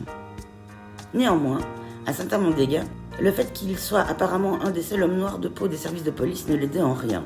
Dans cette ville, vivaient tout un tas de gens aux mœurs, origines et nationalités diverses. Et, pourtant, quasiment aucun noir ne semblait y habiter. Peut-être que les noirs étaient-ils trop intelligents pour s'installer dans un trou aussi pourri. Ou peut-être n'y étaient-ils tout simplement pas les bienvenus. Seul le temps le dira, pensa Jensen. Le bureau du capitaine Rockwell se trouvait au 3e étage. Jensen sentit une centaine de regards le suivre alors qu'il se dirigeait vers le bureau au mur de vitre, tout au fond, à une bonne 50aine de mètres de l'ascenseur dont il venait de sortir. L'étage tout entier constitué en une suite de bureaux cloisonnés, presque tous occupés par un inspecteur. Une image représentative de la police moderne. Aucun inspecteur n'enquêtait dans la rue. Ils se trouvaient dans leur bureau, à remplir des formulaires ou à taper des rapports. Le boulot de policier d'aujourd'hui, se dit Jensen, intéressant quand on y pense. Un certain nombre d'éléments d'enquête et de photos suspects, de victimes ou de personnes disparues étaient épinglés sur les parois séparant les bureaux ou scotchés sur les moniteurs des ordinateurs. En comparaison, le bureau du capitaine Rockwell était impeccable. La petite pièce qu'il occupait tout au bout du 3e étage offrait une vue imprenable sur la ville qui s'étendait en contrebas. Jensen tapa 2 coups à la porte de verre. Rockwell, apparemment le seul autre homme de couleur de la police de Santa Mondega, était assis à son bureau, en train de mâcher quelque chose tout en lisant son journal. Il avait des cheveux épais et gris et une bonne bedaine, indice qui laissait supposer qu'il devait avoir la 50aine. En entendant taper à la porte, il ne prit même pas la peine de lever les yeux et se contenta de faire signe d'entrée à son hôte. Jensen tourna le bouton et poussa la porte qui refusa de s'ouvrir aussi simplement, obligeant Jensen à la secouer fermement, ce qui fit malheureusement vibrer les parois de verre du bureau. Un petit coup de pied en bas de la porte parvint finalement à ouvrir et Jensen entra. « Inspecteur Miles Jensen, au rapport, monsieur. »« Soyez-vous, inspecteur » grogna Rockwell. Jensen remarqua qu'il était en train de remplir la grille de me croiser d'un journal. « Vous voulez un coup de main » demanda-t-il dans l'espoir de briser la glace, tout en s'asseyant en face du capitaine. « Ouais, essayez de trouver ça » répondit le capitaine Rockwell en relevant un bref instant les yeux. 5 lettres. Ne mettez plus jamais un coup de pied dedans. Porte ? Exactement. C'est un bon début. Heureux de faire votre connaissance, Janssen, dit le capitaine, refermant son journal pour observer attentivement ce nouvel inspecteur. C'est Jensen, et c'est également un plaisir de faire votre connaissance, capitaine, répondit Jensen, se relevant légèrement de sa chaise pour tendre au-dessus du bureau sa main droite que Rockwell ignora tout en poursuivant. Que savez-vous des raisons de votre présente affectation, inspecteur ? J'ai été briefé par la division. J'en sais probablement plus que vous, capitaine, répondit Jensen sans se rasséant. J'en doute fort. Le capitaine saisit une tasse de café posée au sommet d'une pile de paperasse sur sa gauche et avala une gorgée avant de la recracher aussitôt dans la tasse avec une mine dégoûtée. Alors, dites-moi un peu, est-ce qu'on va partager nos informations ou est-ce que vous comptez passer votre temps à me chatouiller la nouille comme des types de l'inspection générale ? J'ai tout sauf l'intention de vous chatouiller la nouille, capitaine. Ça ne fait pas partie des objectifs de ma présente mission. Un petit conseil, Janssen. Personne dans le coin n'aime les petits malins, vous avez compris ? Ce n'est pas Janssen, capitaine, c'est Jensen. Rien à foutre. Est-ce que quelqu'un vous a déjà montré où se trouvait le café ? Non, capitaine, je suis directement venu vous voir. Bon, eh bien, quand ce sera le cas, je le prends noir avec 2 sucres. Je ne bois pas de café, capitaine. Je ne vous ai pas demandé si vous en buviez. Demandez à Summers de vous montrer où est le café quand vous le rencontrerez. Qui est Summers ? Demanda Jensen, bien conscient que sa question avait de fortes chances de recevoir aucune réponse. Ce capitaine Jesse Rockwell était un curieux personnage. Il parlait très vite et semblait dénué de patience. Il était clair qu'il n'avait nul besoin d'un supplément de caféine. De temps à autre, lorsqu'il parlait, son visage se crispait, comme s'il avait une petite attaque. Il était évident qu'il avait un problème de stress et très peu de patience à l'égard de Miles Jensen. Summers a été désigné comme votre coéquipier. Enfin, c'est plutôt vous qui êtes le sien. Il préfère voir les choses comme ça, dit-il. Jensen se hérissa. Je crois qu'il y a eu un léger malentendu, capitaine. Je ne suis pas supposé avoir un coéquipier. C'est trop moche. Et nous, on n'a pas demandé à ce que vous soyez envoyé ici. Mais on dirait bien qu'on va vous avoir dans les pattes et qu'en plus on paiera pour votre séjour. Alors j'ai comme l'impression que nous sommes tous les deux dans une position qui ne nous plaît pas beaucoup. Jensen était tout sauf réjoui par cette nouvelle. Les autres flics ne prenaient pas son travail au sérieux. C'était également le cas du capitaine. Et, qui que fût ce Summers, Jensen était prêt à parier qu'il ne ferait pas exception. Avec tout le respect que je vous dois, capitaine, si vous appeliez... Avec tout le respect que je vous dois, Johnson, vous pouvez toujours vous toucher. C'est Jensen, capitaine. Rien à foutre. Maintenant, écoutez-moi bien, parce que je ne vais pas vous le dire 2 fois. Summers, votre nouvel coéquipier, est un emmerdeur.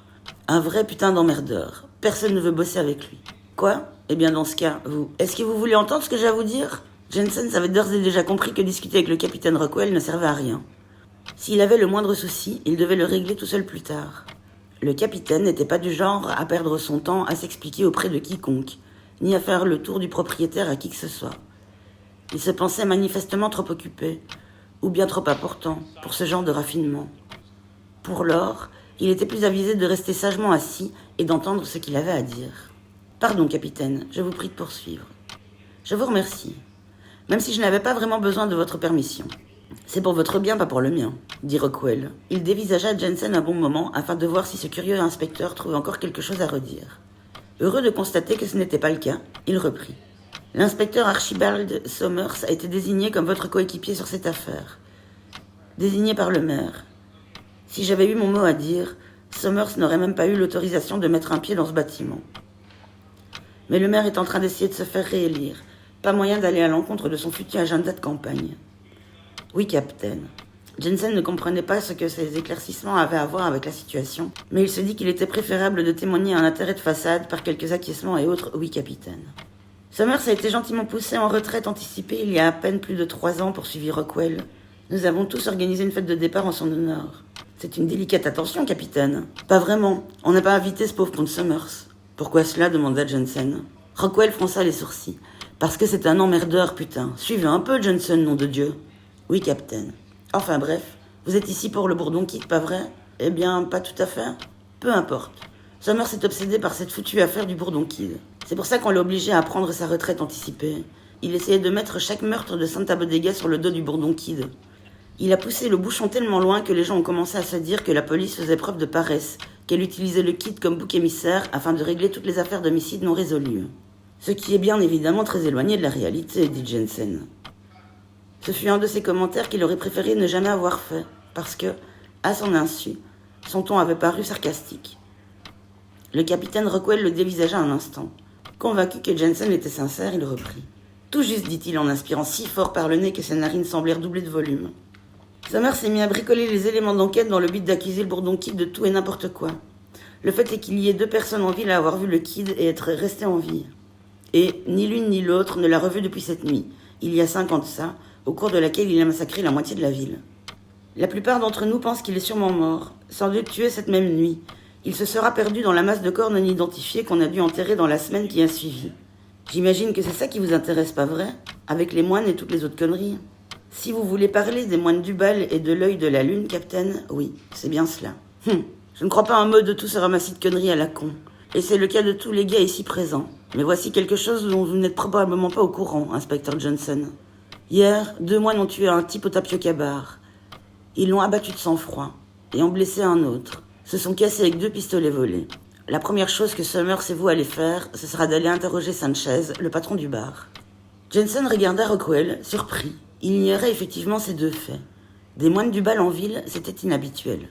Sacrément inhabituel. À sa connaissance, les moines ne quittaient jamais leur île, pour quelque raison que ce fût. Il n'y avait eu qu'une seule exception à la règle, 5 ans auparavant, lorsque 2 d'entre eux étaient arrivés à Santa Bodega, juste avant la nuit du massacre du Bourdon Kid. Ont-ils été appréhendés ? Pas encore. Et si ce trou de cul de Summers arrive à ses fins, ils resteront libres comme l'air. Pas de doute qu'il essaiera de vous convaincre que c'est le Bourdon Kid qui a tué ce type, et qui s'est déguisé en 2 moines pour le faire. Très bien. À présent, dites-moi, capitaine, si Summers est à la retraite, pourquoi diable se retrouve-t-il sur cette affaire ? Je vous l'ai déjà dit, parce que le maire le veut sur le coup. Tout le monde sait que Summers est obsédé par le Bourdon Kid, et l'électorat sera ravi d'apprendre que c'est lui qui mène l'enquête. Vous comprenez ? Les gens ne savent pas que c'est un emmerdeur. Tout ce qu'ils savent, c'est que beaucoup parmi eux ont perdu des personnes ou des parents qui leur étaient chers la dernière fois que le Bourdon Kid est passé par ici. La dernière fois ? La façon dont vous le dites semble sous-entendre que le Bourdon Kid est de retour en ville. Le capitaine Jesse Rockwell s'adossa sur son fauteuil et avala une autre gorgée de café, avant de la recracher à nouveau dans la tasse d'une mine dégoûtée. Pour être franc, je n'ai aucune certitude, mais il est vrai que les 2 moines se sont pointés en ville, il y a moins de 24 heures. C'est la première fois en 5 ans qu'on voit des moines en ville, et ce n'est pas tout. Vous êtes ici parce que le gouvernement pense qu'il se passe quelque chose d'assez peu ordinaire dans cette ville, pas vrai? Oui, effectivement. 5 meurtres particulièrement violents au cours des 5 derniers jours. Sans compter le type que les moines auraient manifestement tué, ça fait quand même beaucoup. En réalité, ça fait un sacré tas de cadavres. Et si je suis ici parce que, dans ce que j'ai compris, il ne s'agissait pas de meurtres normaux, n'est-ce pas? Tout juste. J'ai vu pas mal de saloperies vraiment dégueulasses dans cette ville, inspecteur. Mais ces 5 derniers assassinats, eh bien, je n'avais jamais rien vu de semblable depuis le dernier séjour du Bourdonquide à Saint-Amand-des-Gats. Peut-être qu'un autre massacre se prépare, comme il y a 5 ans. Comme si l'histoire se répétait. C'est pour ça que le maire veut réintégrer Summers. Pour emmerdeur qu'il soit, Summers en sait plus sur le Bourdonquide que le reste du monde réuni. Et, quant à vous, si vous avez été parachuté ici, c'est sans aucun doute parce que, pour la première fois depuis que je ne sais combien de temps, le monde extérieur a décidé de s'intéresser un peu à ce qui se passe à Saint-Amand-des-Gats. Il semblerait que ce soit effectivement le cas, capitaine. Oui, il semblerait. Il se hissa hors de son fauteuil. Bon, maintenant, ça vous intéresse de faire la connaissance de Summers ou quoi? Chapitre 5. Jeff se réveilla en sursaut. Son cœur battait la chamade, et son instinct lui disait que quelque chose clochait. Quelque chose n'était définitivement pas à sa place. Mais quoi? Qu'était-il arrivé pour qu'il se réveille aussi brusquement, en proie à une telle terreur, à une telle sensation de menace? La seule façon de trouver une réponse à ces questions était de remettre bout à bout les événements de la nuit passée. Ça ne devrait pas être très difficile. Tout d'abord, Marcus Lafouine avait passé la soirée à lui payer des coups. Rien d'étonnant jusque-là. Marcus avait peur de lui, et à juste titre. Jeff avait eu l'intention de tuer Marcus une fois qu'il n'y aurait plus été d'aucune utilité, et l'utilité de Marcus était assez limitée. Il devait payer des coups à Jeff durant toute la soirée, puis le conduire jusqu'à El Santino. Mais Jeff n'avait toujours pas rencontré El Santino, et Marcus Lafouine avait manifestement disparu. Jeff était allongé sur le dos d'un vieux lit bancal, dans ce qui semblait être une chambre miteuse de motel minable.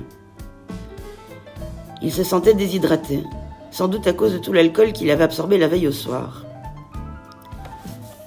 La soirée n'avait pas été désagréable. Jeff s'en souvenait. Marcus était un assez bon compagnon de cuite, capable de tenir ce qu'il fallait de whisky et de tequila. Ça restait un connard, mais au moins il tenait l'alcool. Jeff commença à se souvenir de plus en plus de détails de la nuit précédente. Marcus avait paru tenir le coup incroyablement bien, alors même que Jeff commençait à voir double. C'était extrêmement étrange, car Jeff jouissait d'une grande endurance éthylique. Il pouvait boire plusieurs jours d'affilée et garder toute sa tête. Comment se faisait-il qu'il s'était bourré à ce point, si rapidement et si facilement? Oh non! Un frisson glacial parcourut son corps. Aussitôt, sa tête se mit à résonner d'une foudroyante gueule de bois. Était-il tombé dans l'un des pièges les plus éculés du métier? Jeff avait-il descendu canon sur canon, tandis que son tout nouveau compagnon n'avait bu que de l'eau maquillée en shot de tequila? Si tel avait été le cas, 2 choses auraient pu en résulter. Petit 1, on aurait pu le tuer dans son sommeil. Manifestement, c'était pas le cas. Ou, petit 2, le voler. Hautement vraisemblable. Merde. Il posa sa main sur la poitrine, espérant sentir la pierre précieuse bleue qui pendait à son cou depuis quelques jours. Sa main, à l'endroit précis où aurait dû se trouver la pierre, n'agrippa que le vide. Il se redressa d'un coup. Putain d'enculé! Son cri résonna dans tout le bâtiment miteux. Ça n'augurait rien de bon, et à plus d'un titre. Jeff s'était fait enfler, et, qui plus est, il s'était fait enfler par un homme qui était localement connu comme une parfaite putain de pourriture de fouine. Comment avait-il pu être aussi stupide, aussi facile à duper? Quel abruti! Cette putain de fouine de merde de Marcus. Ce mec venait de signer son arrêt de mort. Les questions se bousculaient dans la tête de Jeff, comme autant de renards dans un poulailler. Marcus connaissait-il le pouvoir de la pierre? Savait-il qu'il s'agissait de l'œil de la lune, la pierre la plus précieuse et la plus puissante de l'univers tout entier? Et comprenait-il que Jeff n'avait à présent plus qu'un seul but dans la vie, le tuer et récupérer cette pierre? Ce qui inquiétait le plus le chasseur de primes était le rendez-vous qu'il se devait d'honorer le jour même. Un rendez-vous avec un homme dont la réputation était plus terrifiante encore que celle du diable en personne. Il aurait besoin de l'œil de la lune s'il voulait avoir une chance de survivre à ce rendez-vous. El Santino était un homme que Jeff n'avait aucune envie de décevoir, même s'il ne l'avait jamais rencontré, et ce n'était même pas là le plus gros de ses soucis. Si Marcus Lafouine découvrait le pouvoir de la pierre, il serait pratiquement impossible de la lui reprendre, au même titre qu'il aurait été impossible, en principe, que Jeff se la fasse voler. Une autre pensée lui traversa l'esprit. Il existait en outre un risque que Marcus se fasse attraper par les autres. Un tas de gens traquaient l'œil de la lune. Beaucoup parmi eux étaient aussi violents que Jeffe, et certains l'étaient même davantage. Si l'un des deux mettait la main sur la pierre, il lui serait impossible de la récupérer avant la fin de la journée, voire avant la fin de ses jours. Il considéra un instant les choix qui s'offraient à lui. Il pouvait quitter la ville pour ne plus jamais revenir, mais il était passé par bien trop d'épreuves pour acquérir cette pierre. Qu'il soit en vie était presque un miracle. Pour la trouver et la voler, il lui avait fallu tuer plus d'une centaine de personnes. Certains avaient failli le tuer. Il s'en était sorti indemne, et tout ça pour se mettre dedans en baissant la garde, alors qu'il s'approchait du dernier obstacle du parcours. Bien que la reprendre à Marcus puisse s'avérer encore plus dur que tout le reste, Jeffe se rappela que la pierre valait un sacré paquet de pognon, et qui plus est, sa vie en dépendait. Et merde, il allait prendre son petit déjeuner, et ensuite il réglerait ça. La fouine allait y passer. Chapitre 6. Jessica avançait dans l'épais sous-bois depuis si longtemps qu'elle ne se souvenait plus de rien. Les arbres qui l'entouraient étaient si grands qu'ils masquaient presque le ciel. Le sol était un entrelac de racines qui l'empêchait de trop presser l'allure, et la probabilité de se tordre une cheville augmentait à chaque pas. Mais il n'était plus question de ralentir la marche. Le froid lui mordait les épaules et les pieds. Ce qu'il avait observé alors qu'elle se frayait un chemin dans les bois s'était à présent lancé à sa poursuite. Ça ne se contentait plus d'aider les pieds, ça tâchait de la rattraper. Les arbres étaient si proches les uns des autres et la canopée au-dessus de sa tête si épaisse que les ténèbres étaient presque totales. Elle était trop effrayée pour se retourner. Elle entendait le souffle de ceux qui la poursuivaient, une respiration qui se faisait à présent lourde et haletante. C'était une sorte de bête, cela, elle en était sûre. Quoi que ce fût, ce n'était pas humain. Et, bien qu'elle se rendût compte de l'absurdité de la situation, elle avait le sentiment qu'il ne s'agissait pas non plus d'un animal. C'était autre chose, et ça voulait l'attraper. Alors qu'elle tâchait désespérément de presser le pas, les branches semblaient devenir de plus en plus épaisses, comme pour la saisir et la ralentir. Elle essayait de maintenir son rythme, mais elle savait que, à un moment ou à un autre, l'une de ses racines finirait par la vaincre. La bête se rapprochait de plus en plus. Son grognement haletant gagnait en intensité et en rapidité à chaque seconde qui se passait. Rien ne semblait la ralentir. Elle gagnait en vitesse et fondrait bientôt sur elle. Jessica inspira soudain, et ses yeux s'ouvrirent. Ils se refermèrent presque aussitôt, blessés par l'éclat de la lumière. Puis, elle les rouvrit à nouveau. Puis, les referma. Puis, les rouvrit. Elle continua ainsi pendant plusieurs minutes, jusqu'à ce que la douleur devienne insupportable. Elle ne pouvait se débarrasser de ce rêve dont elle venait de s'éveiller. Tout cela avait semblé si réel, comme s'il s'était agi non pas d'un rêve, mais d'un ancien souvenir revenu la hanter. Elle regarda autour d'elle. La pièce était vide, avec pour seul meuble de lit dans lequel elle se trouvait douillettement bordée. Les murs étaient recouverts d'un papier peint crème un peu passé. La couleur claire visait probablement à pallier l'absence de fenêtres. Elle n'y parvenait bien évidemment pas plus qu'elle n'estompait la sensation de claustrophobie que suscitait la pièce. La jeune femme se rendit soudain compte qu'elle avait très froid, et bien que cela ne la dérangeait pas plus que ça, elle avait déjà eu beaucoup plus froid que ça. Ce qui la dérangeait vraiment, c'était de ne pas avoir la moindre idée de l'endroit où elle se trouvait, ni comment elle était arrivée là. « Hey !» appela-t-elle. « Allô ? Y a quelqu'un ?» Elle entendit une voix lointaine marmonner quelque chose. C'était une voix masculine, provenant d'en dessous, comme si l'homme s'était trouvé à un étage inférieur. Cela lui donnait une indication. Elle devait occuper une chambre à l'étage, quelque part. Elle entendit soudain une bruyante charge de pas se précipitant dans l'escalier, en direction de la porte située à l'autre bout de la pièce, et son cœur s'emballa. Elle regrettait déjà d'avoir crié si promptement. Les pas étaient lourds, signe qu'ils appartenaient à un homme très robuste. Arrivés au sommet de l'escalier, ils disparurent sur le seuil de la porte du bout de la chambre. Il y eut une pause, et elle vit la poignée bouger. Très lentement, la porte s'ouvrit dans un grincement. « Oh mon Dieu, vous êtes éveillé !» s'exclama l'homme qui avait ouvert la porte, abasourdi. C'était un gaillard, grand et fort, un peu brut. On dirait un fermier, pensa Jessica. Un jeune fermier sacrément mignon, excusez du peu. De beaux cheveux noirs et vigoureux, un visage au trait fort et régulier. Il portait une épaisse chemise de bûcheron au-dessus d'un pantalon de travail marron, aux jambes enfoncées dans les bottes noires et brillantes, qui montaient au-dessus des chevilles d'une dizaine de centimètres à peine. Jessica engagea la conversation sans vraiment mobiliser ses facultés intellectuelles. « Bordel de merde, vous êtes qui, vous » demanda-t-elle. « Vous vous êtes réveillé ? Vous vous êtes vraiment réveillé ? Oh mon Dieu, je peux enfin le dire. Merde !» balbutia l'homme.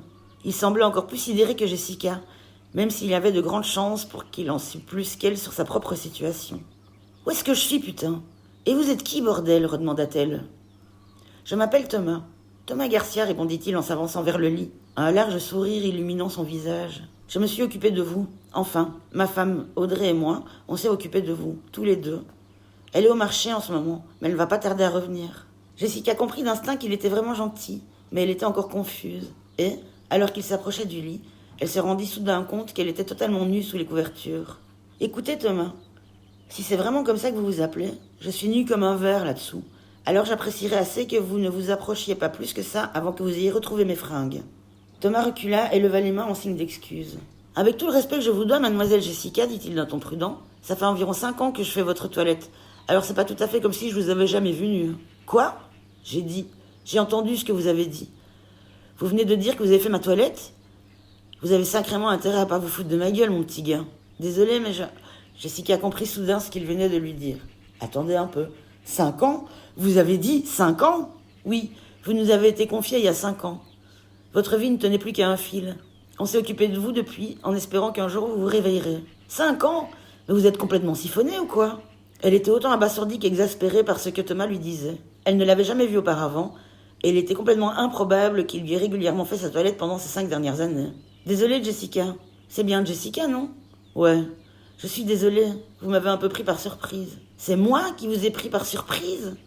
Eh ben putain, je suis vraiment désolée. Maintenant, est-ce que vous pouvez aller me chercher des putains de fringues avant que je perde mon putain de sang-froid ? Thomas en resta tout interdit.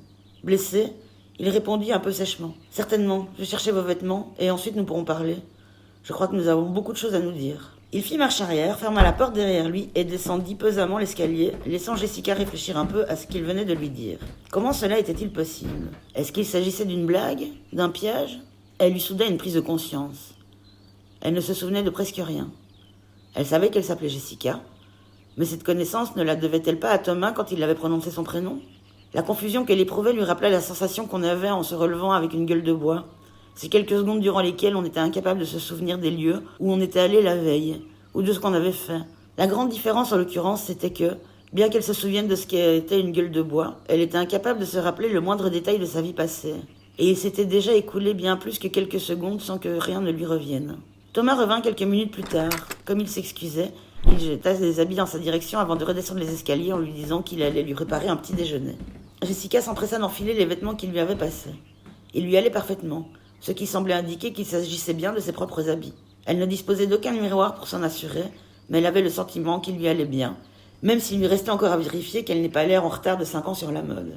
Elle était à présent vêtue d'un ensemble tout noir, des bottes noires qui lui arrivaient au-dessus de la cheville, un pantalon large et noir qui ressemblait assez à un pyjama avec des élastiques à la taille et aux chevilles, une veste de karaté noire vraiment cool et incroyablement confortable. Si confortable en vérité qu'elle semblait maintenir son corps à une température optimale. Lorsqu'elle fut prête à descendre pour une séance de présentation approfondie avec Thomas, elle s'avisa que quelqu'un était arrivé dans la maison. Elle entendait des voix à l'étage inférieur.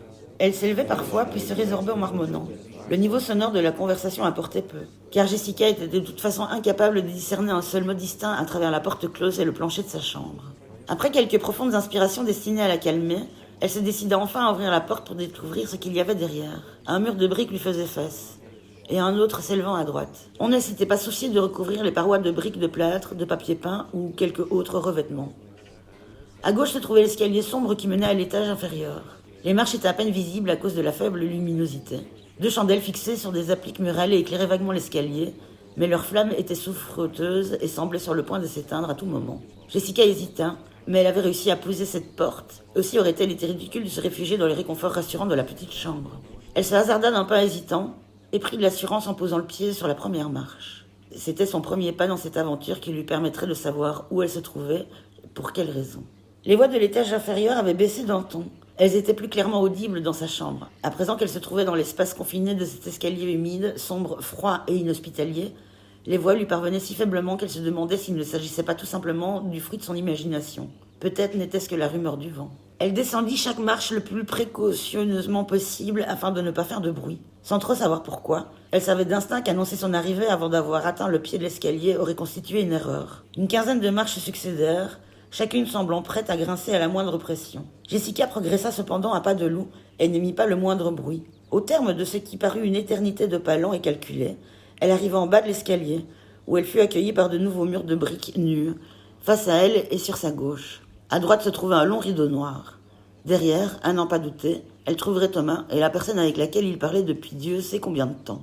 La réalité, bien entendu, fut tout autre. Elle tira le rideau pour découvrir un énorme mur de briques. L'escalier menait à un cul-de-sac. Mais comment Thomas avait-il fait pour entrer et sortir par cet escalier? Et à quoi pouvait bien servir ce rideau? Il ne cachait rien d'autre que ce mur de briques nues. Jessica eut l'horrible sensation d'être prise au piège, et le sentiment très désagréable que Thomas n'était peut-être pas le gentleman qu'il semblait être à première vue. La situation était très inconfortable, et qui plus est, elle suscitait une certaine colère chez Jessica. Elle était coincée là, prise au piège, ne sachant qui elle était ni où elle était, et, pire que tout, un sentiment de claustrophobie commençait à la submerger. Respire à fond, pensa-t-elle.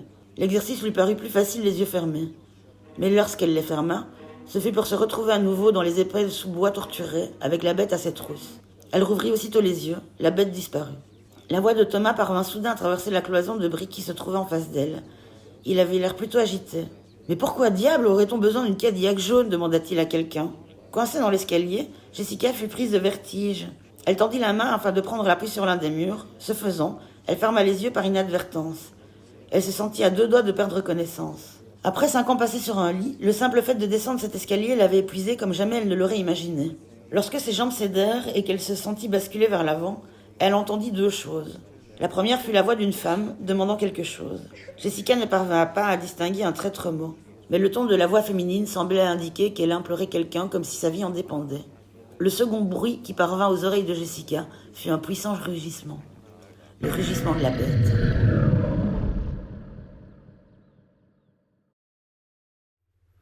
Chapitre 7. Sanchez ne rendait pas souvent visite à son frère Thomas et à sa belle-sœur Audrey, mais, après les événements de la veille, il était impératif de les prévenir des dangers potentiels qui les menaçaient. 5 ans s'étaient écoulés depuis ce jour où il avait découvert l'ange dans la rue. Il s'en souvenait parfaitement, parce que c'était arrivé durant la nuit du Bourdon Kid. Cette nuit où il avait vu plus de sang et de cadavres que n'en voit un croque-mort de base en un an. À moins évidemment d'avoir été croque-mort à Santa Bodega 5 ans auparavant, lorsqu'avait eu lieu le massacre. L'ange en question était une femme sublime du nom de Jessica.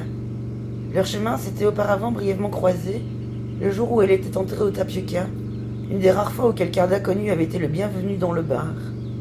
Mais, lors de leur rencontre suivante, elle gisait dans son propre sang, inconsciente au milieu de la rue, trouée de balles, victime de ce sac à merde qui se faisait appeler le Bourdon Kid. Contrairement à toutes les autres victimes du Kid, Jessica avait par miracle réussi à en réchapper. Les cadavres s'étaient tellement amoncelés ce jour-là dans toute la ville que Sanchez comprit qu'il n'aurait aucune chance de retrouver un médecin pour s'occuper d'elle. L'hôpital était déjà plein à craquer des victimes de cette semaine complètement démente qui avait débuté avec l'arrivée en ville du Kid. Non, la seule chance de survie de cette fille reposait sur les épaules d'Audrey, la femme de Thomas. Ancienne infirmière, elle avait un véritable talent pour guérir son prochain. Aussi Sanchez s'était-il dit qu'elle représentait la meilleure chance pour Jessica. Sans doute le seul.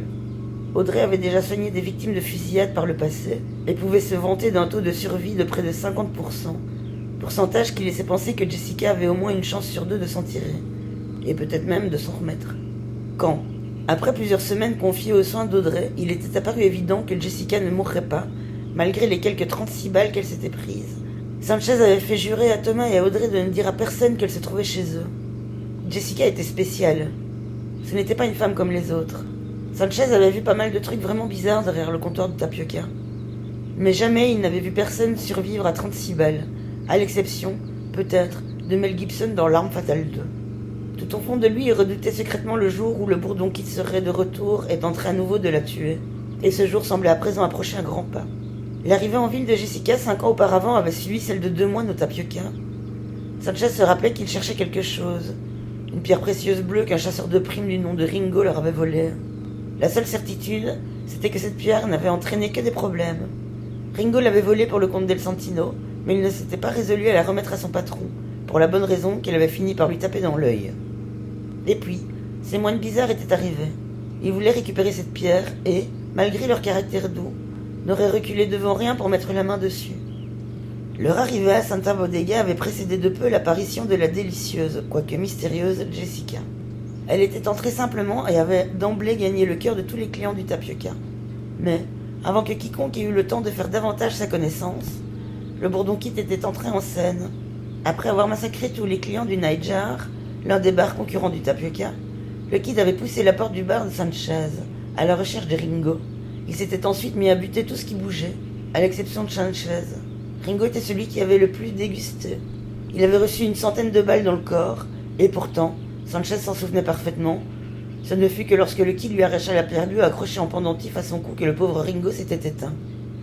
Enfin, en vérité, c'était une pourriture de criminel patenté, mais 100 de balles, c'était quand même 100 de balles. Cette pierre avait une propriété extraordinaire. Quiconque la portait devenait invincible. Sanchez n'en comprenait ni le pourquoi, ni le comment, mais il savait que la pierre était à l'origine de toute l'affaire. Le seul crime de la pauvre Jessica avait été de passer par là au mauvais moment, et le bourdon Kid l'avait mitraillé en sortant du Tapioca. On racontait que les moines du bal avaient fini par rattraper le bourdon Kid un peu plus tard et par le tuer, reprenant enfin la pierre bleue qui leur appartenait de droit. Aussi, lorsque 5 ans plus tard, Sanchez avait vu débarquer 2 autres moines, ainsi qu'un chasseur de primes particulièrement vicieux du nom de Jeff, il avait pressenti le pire. Et à présent qu'il était arrivé à la ferme de Thomas et Audrey, en dehors de la ville, il sut qu'il avait eu raison de craindre le pire. Car le pire était arrivé. Il gara sa vieille coccinelle blanche délabrée et rouillée devant le porche d'entrée. La porte de la maison avait été quasiment sortie de ses gonds, ce qui signifiait pas nécessairement que quelque chose de grave s'était produit. Mais que ni Thomas ni Audrey ne soient sortis pour l'accueillir était plus inquiétant. La maison n'était jamais vide.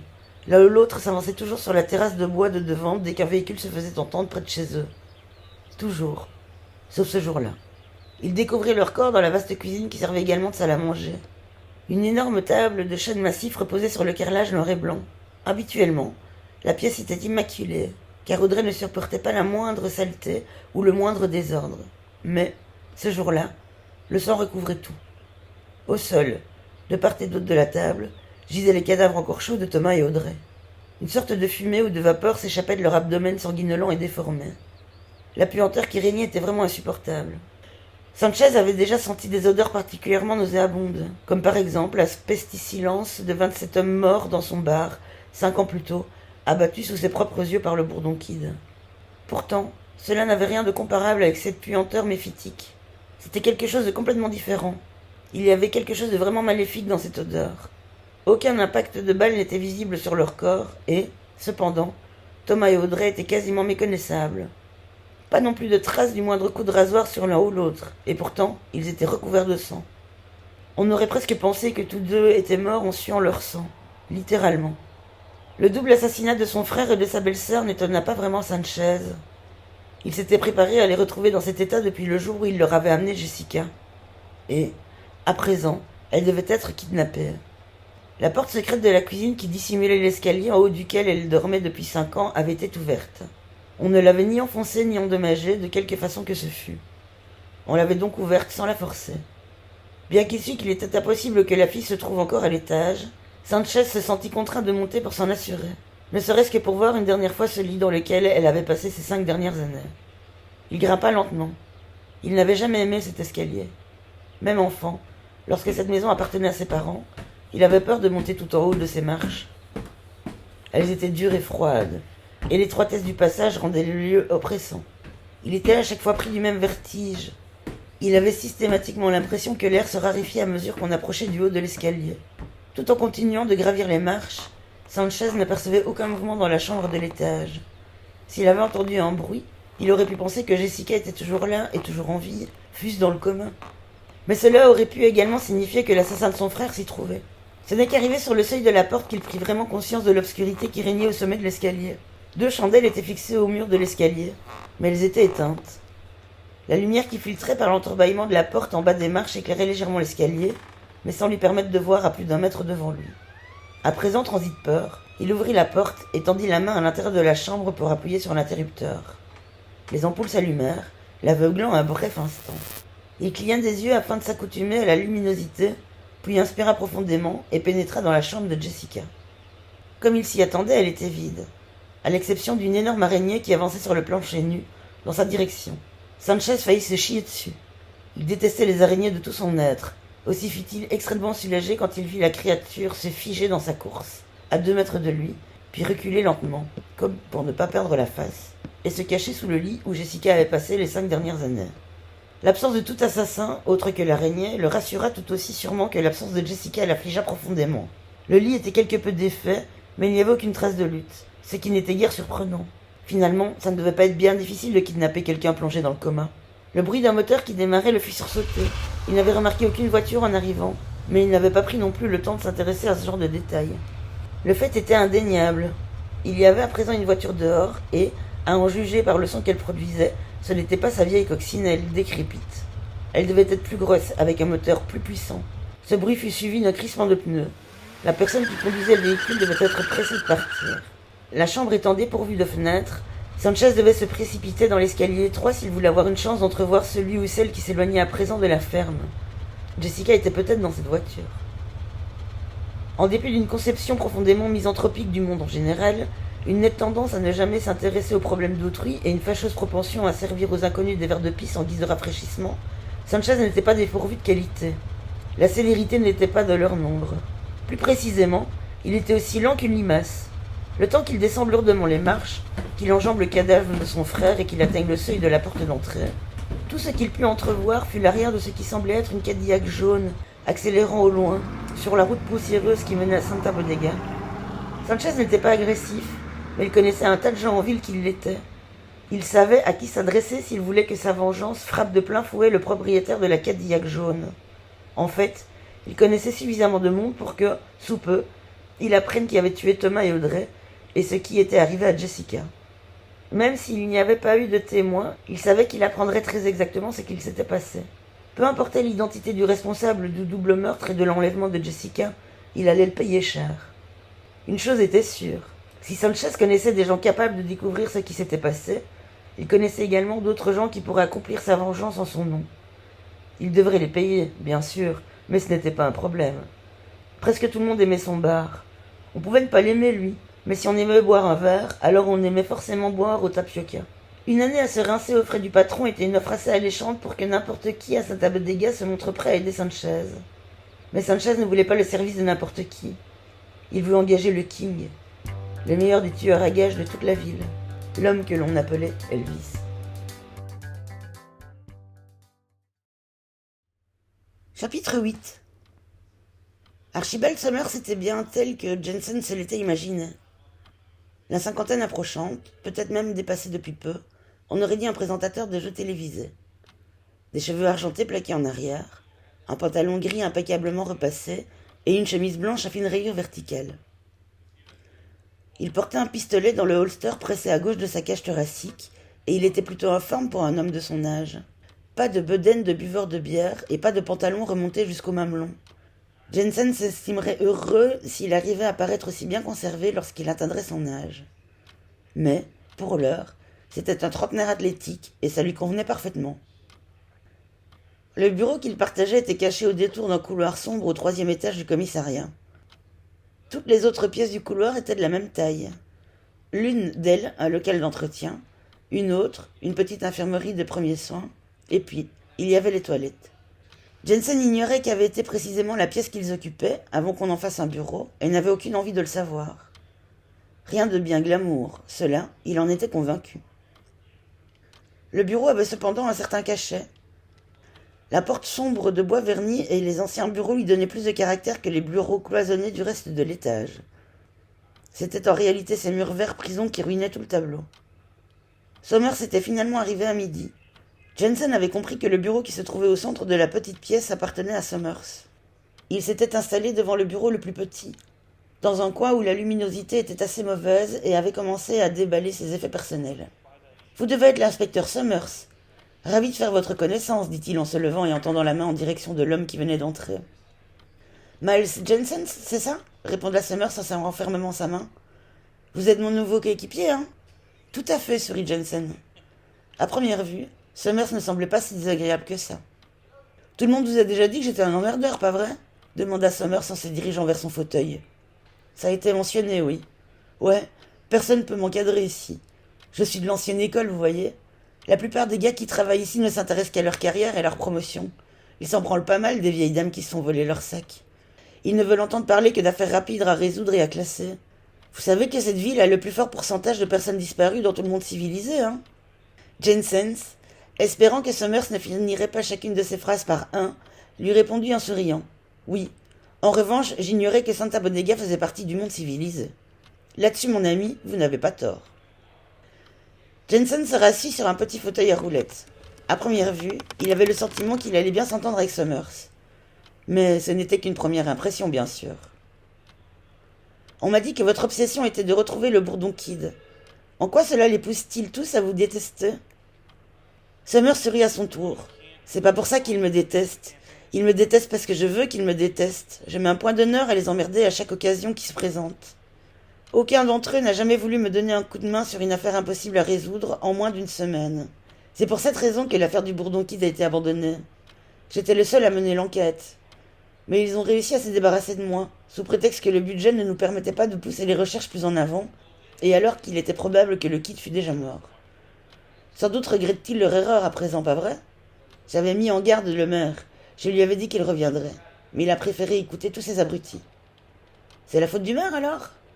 Non, répondit Summers en hochant la tête. Le maire est plutôt un chouette type, mais un bon nombre de ses conseillers voulaient que l'histoire du Bourdon Kid ne soit plus qu'un vieux souvenir. Ils ont commodément oublié toutes ces femmes devenues veuves à cause de ce salopard. En réalité, il n'a pas quitté Santa Bodega depuis. Cela fait maintenant 5 ans qu'il continue à tuer des gens tous les jours. Mais ce n'est que maintenant qu'il a décidé de nous laisser retrouver les corps.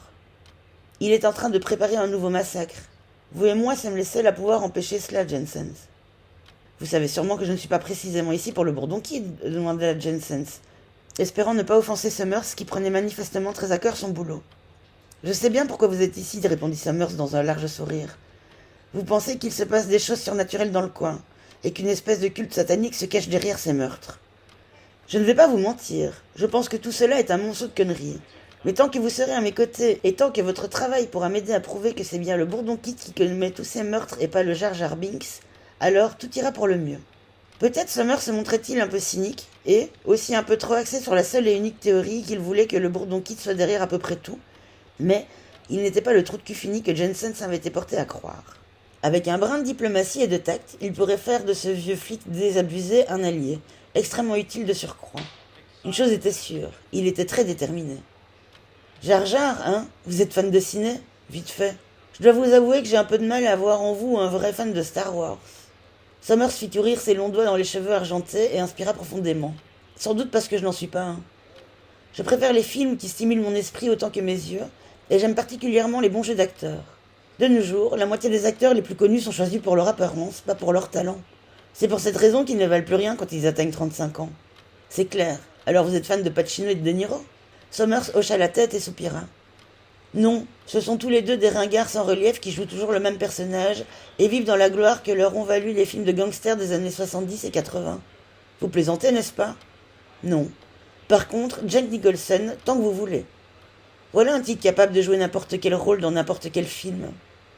Mais si vous voulez vraiment m'impressionner avec vos connaissances cinéphiles, Jensens, répondez un peu à ça, dit-il, en soulevant un sourcil dans une expression très nicholsonesque. Réalisateur. Les frères Scott. Ridley ou Tony? Pas photo. Tony, sur toute la ligne. Jensens n'avait pas hésité une seconde. Bien sûr, Ridley a de sérieux arguments, comme Blade Runner et Alien. Mais Ennemis d'État et USS Alabama sont loin d'être négligeables. De très bons films intelligents, dont le héros est noir, pas vrai? Summers croyait toucher une corde sensible, mais il sous-estimait sa proie. C'est vrai, mais ce n'est pas pour ça que je les ai appréciés. Tony a réalisé True Romance. C'était aussi un très bon film, dont le héros n'était pas noir. Un partout, soupira Summers.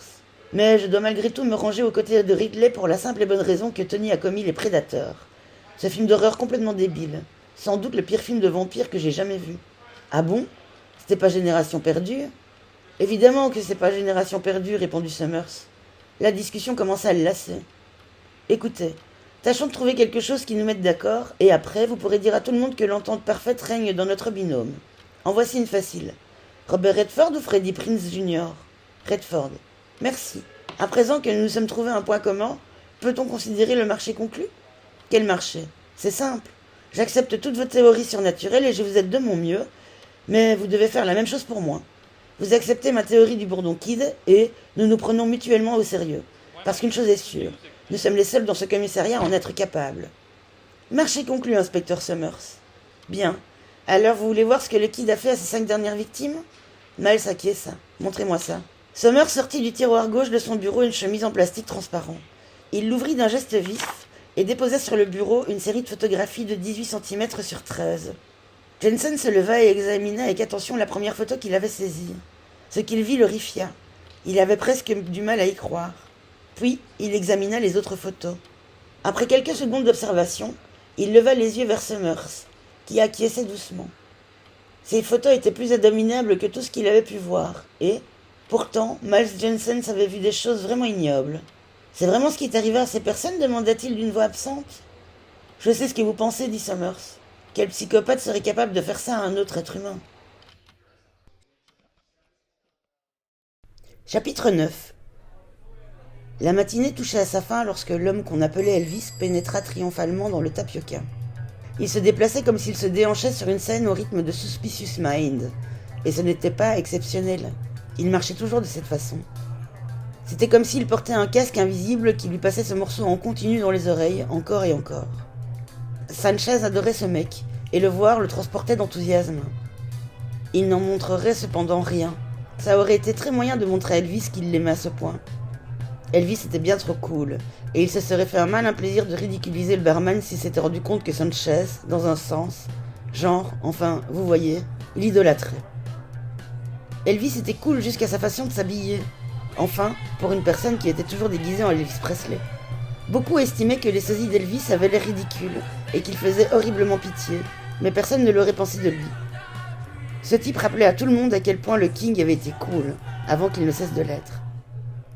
En cette fin de matinée, Elvis portait un ensemble lilas. Le pantalon patte d'éléphant était juste assez évasé, avec une rangée de pompons noirs courant sur l'extérieur de chaque jambe. Et la veste était parfaitement ajustée, avec de larges revers noirs. La chemise légère était assortie au revers et boutonnée à moitié afin de découvrir une poitrine poilue et bronzée sur laquelle pendait un gros médaillon d'or, TCB, Taking Care of Business, accroché à son cou par une lourde chaîne en or. Bien que cela pût paraître horriblement kitsch aux yeux de certains, Sanchez trouvait au contraire ce médaillon très cool. Elvis avait de longues rouflaquettes et une chevelure noire très épaisse qui aurait nécessité alors une visite chez le coiffeur. Pour couronner le tout, il portait toujours des lunettes de soleil avec une monture en or, reconnaissable entre toutes. Il ne les retira même pas en s'asseyant au bar pour parler affaires avec Sanchez. Elvis ne s'inquiétait pas du fait que le tapioca fût raisonnablement rempli et Sanchez s'en souciait guère plus. Si Elvis avait envie de tailler le bout de gras avec Sanchez pendant une demi-heure, aucun client ne viendrait commander un verre. Elvis était respecté, craint et même, paradoxalement, aimé par à peu près tout le monde en ville. « J'ai entendu dire que t'avais des nouvelles de merde, dit le King de ton entendu. » Sanchez prit une bouteille et, sans qu'il ne lui ait demandé, lui servit un verre de whisky. « Ce genre de merde circule vite quand on l'envoie un peu dans tous les sens, répondit-il en faisant glisser le verre plein sur le comptoir en direction d'Elvis. « Et cette merde-là, elle dégage une sacrée odeur, fit remarquer l'autre d'une voix grave et traînante. Sanchez sourit pour la première fois de la matinée. Ce ne fut qu'un demi-sourire, mais le fait de se retrouver en présence d'une telle majesté l'avait un peu tiré des profondeurs de la tristesse dans laquelle il s'était englué depuis la découverte du corps de son frère. Dieu bénisse le King. Alors Elvis, mon ami, qu'est-ce que tu sais à propos de toute cette merde? Tu cherches le conducteur d'une Cadillac jaune, c'est ça? C'est ça. Tu l'as vu? Je l'ai vu. Tu veux que je le tue? Ouais, tue-le. Sanchez était heureux qu'Elvis lui ait proposé, car l'idée de lui demander à voix haute l'avait rendu passablement nerveux. Fais-le souffrir, et puis tue-le encore une fois. Et si ça marche pas, torture-le simplement jusqu'à ce qu'il crève. Le tuer plus d'une fois, hein? D'habitude, ça coûte un petit supplément. Mais je t'aime bien, Sanchez. Alors je le tuerai une deuxième fois gratos. Sanchez était aux anges. Il avait soudain l'impression d'entendre Suspicious Mind au plus profond de lui. Alors, combien tu veux pour ce contrat? Demanda-t-il. 1000 d'avance. Et une fois qu'il sera mort, je veux que tu fasses repeindre la voiture à tes frais. J'ai toujours rêvé d'avoir une Cadillac rose. Ça, c'est rock'n'roll, tu trouves pas? Plutôt, ouais, avoua Sanchez. Il se saisit à nouveau de la bouteille de whisky et remplit à bord le verre d'Elvis. Je vais te chercher le premier versement. Tu veux bien garder un œil sur le bar une minute? Pas de problème, patron. Elvis garda pendant une minute les yeux rivés sur son verre à contempler son reflet, tandis que Sanchez cherchait l'argent dans l'arrière-boutique. Elvis n'était pas intéressé uniquement par l'argent et la voiture. À en croire la rumeur, le conducteur de la Cadillac jaune possédait une pierre précieuse bleue. Un truc pareil devait valoir une fortune. Elvis n'y connaissait rien en joaillerie, mais il savait très bien que les femmes adoraient ce genre de machin.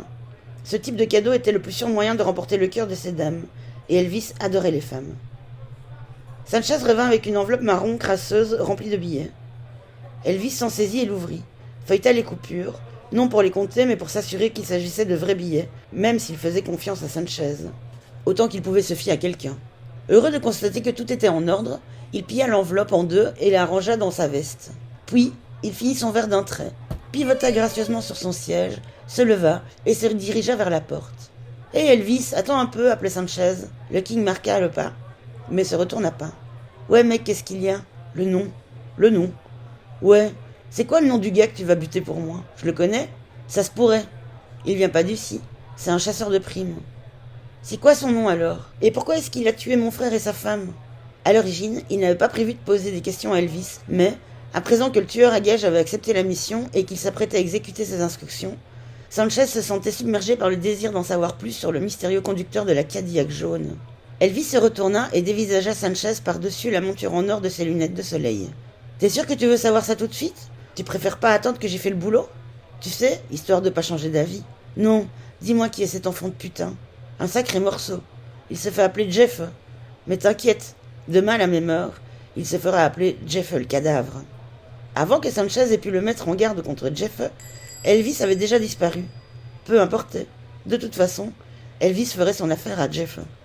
Ce fils de pute allait connaître une mort horriblement violente entre les mains du King. Chapitre 10. Les inspecteurs Miles Jensens et Archibald Summers surent d'emblée qui était responsable de l'horreur qu'ils découvraient. Jensens jeta un regard à Summers, qui, sans aucun doute, pensait à la même chose que lui. 2 nouvelles victimes, toutes 2 sauvagement assassinées, comme les 5 autres dont Summers avait montré les photos à Jensens plus tôt dans la journée. Ces 2 malheureux s'appelaient Thomas et Audrey Garcia. Leur identification dentaire ne ferait sans doute que le confirmer. Mais jusque-là, pour aussi solide qu'elle puisse paraître, il ne s'agissait que d'une hypothèse. Ils étaient arrivés dans cette grande ferme aux abords de la ville, après que les premiers policiers, alertés par l'appel téléphonique d'un parent, se furent rendus sur le lieu du crime. Un long chemin de terre menait jusqu'à la terrasse. La vieille berline BMW défoncée de Jensens parvint tant bien que mal au bout de cette piste jonchée de cailloux et de nids de poules, et intacte. La ferme ne datait pas d'hier, et avait enduré les pires outrages des éléments. Pas besoin d'être un grand inspecteur pour s'en convaincre. Quelques secondes seulement après avoir pénétré dans la cuisine, Jensens jalousait déjà Summers, qui avait eu la présence d'esprit d'apporter un mouchoir pour se couvrir le nez et la bouche. La puanteur que dégageaient les corps était insupportable, et Jensens était la seule personne présente à n'avoir rien pour se protéger de l'odeur qui les assaillait. 5 policiers se trouvaient dans la cuisine. 2 d'entre eux relevaient, à l'aide d'un mètre, les distances séparant les corps des diverses zones de la pièce. Un autre, muni d'un appareil Polaroid, était occupé à prendre des photos. De temps à autre, l'appareil vombrissait et crachait une photographie semblable à celle des 5 précédentes victimes que possédait Summers. Un autre policier était quant à lui en train de relever les empreintes digitales, tâche peu enviable étant donné qu'à peu près chaque centimètre carré de la pièce était recouvert de sang. Le 5e et dernier policier était le lieutenant Palos Crax. C'était manifestement l'officier en charge, car il ne faisait rien d'autre que regarder par-dessus l'épaule de ses collègues afin de s'assurer qu'ils faisaient leur boulot correctement. Scratch portait un costume bleu sombre très élégant. Ce n'était pas vraiment un uniforme officiel, mais il semblait que c'était bien là l'impression qu'il souhaitait produire. Il portait une chemise blanche immaculée et impeccablement repassée sous sa veste, ainsi qu'une cravate bleu marine. Le fait qu'il veuille paraître aussi soigneux de sa personne semblait logique. L'attention portée aux moindres détails était en effet l'une des premières qualités requises dans son équipe. Son équipe de police scientifique. Ce n'était pas franchement la fierté de la police de Santa Bodega, mais Scratch faisait tout son possible pour changer cette image. La semaine précédente avait été extrêmement éprouvante pour Scratch et son équipe, à cause des sinistres assassinats perpétrés, et ces 2 nouveaux crimes s'inscrivaient très nettement dans la même lignée. La cuisine était un fatras nauséabond. En plus du sang, qui semblait avoir été répandu partout à l'aide d'un tuyau d'arrosage, des pots, des poêles et toutes sortes de plats cassés et de couverts étaient éparpillés au sol, ainsi que sur le plan de travail.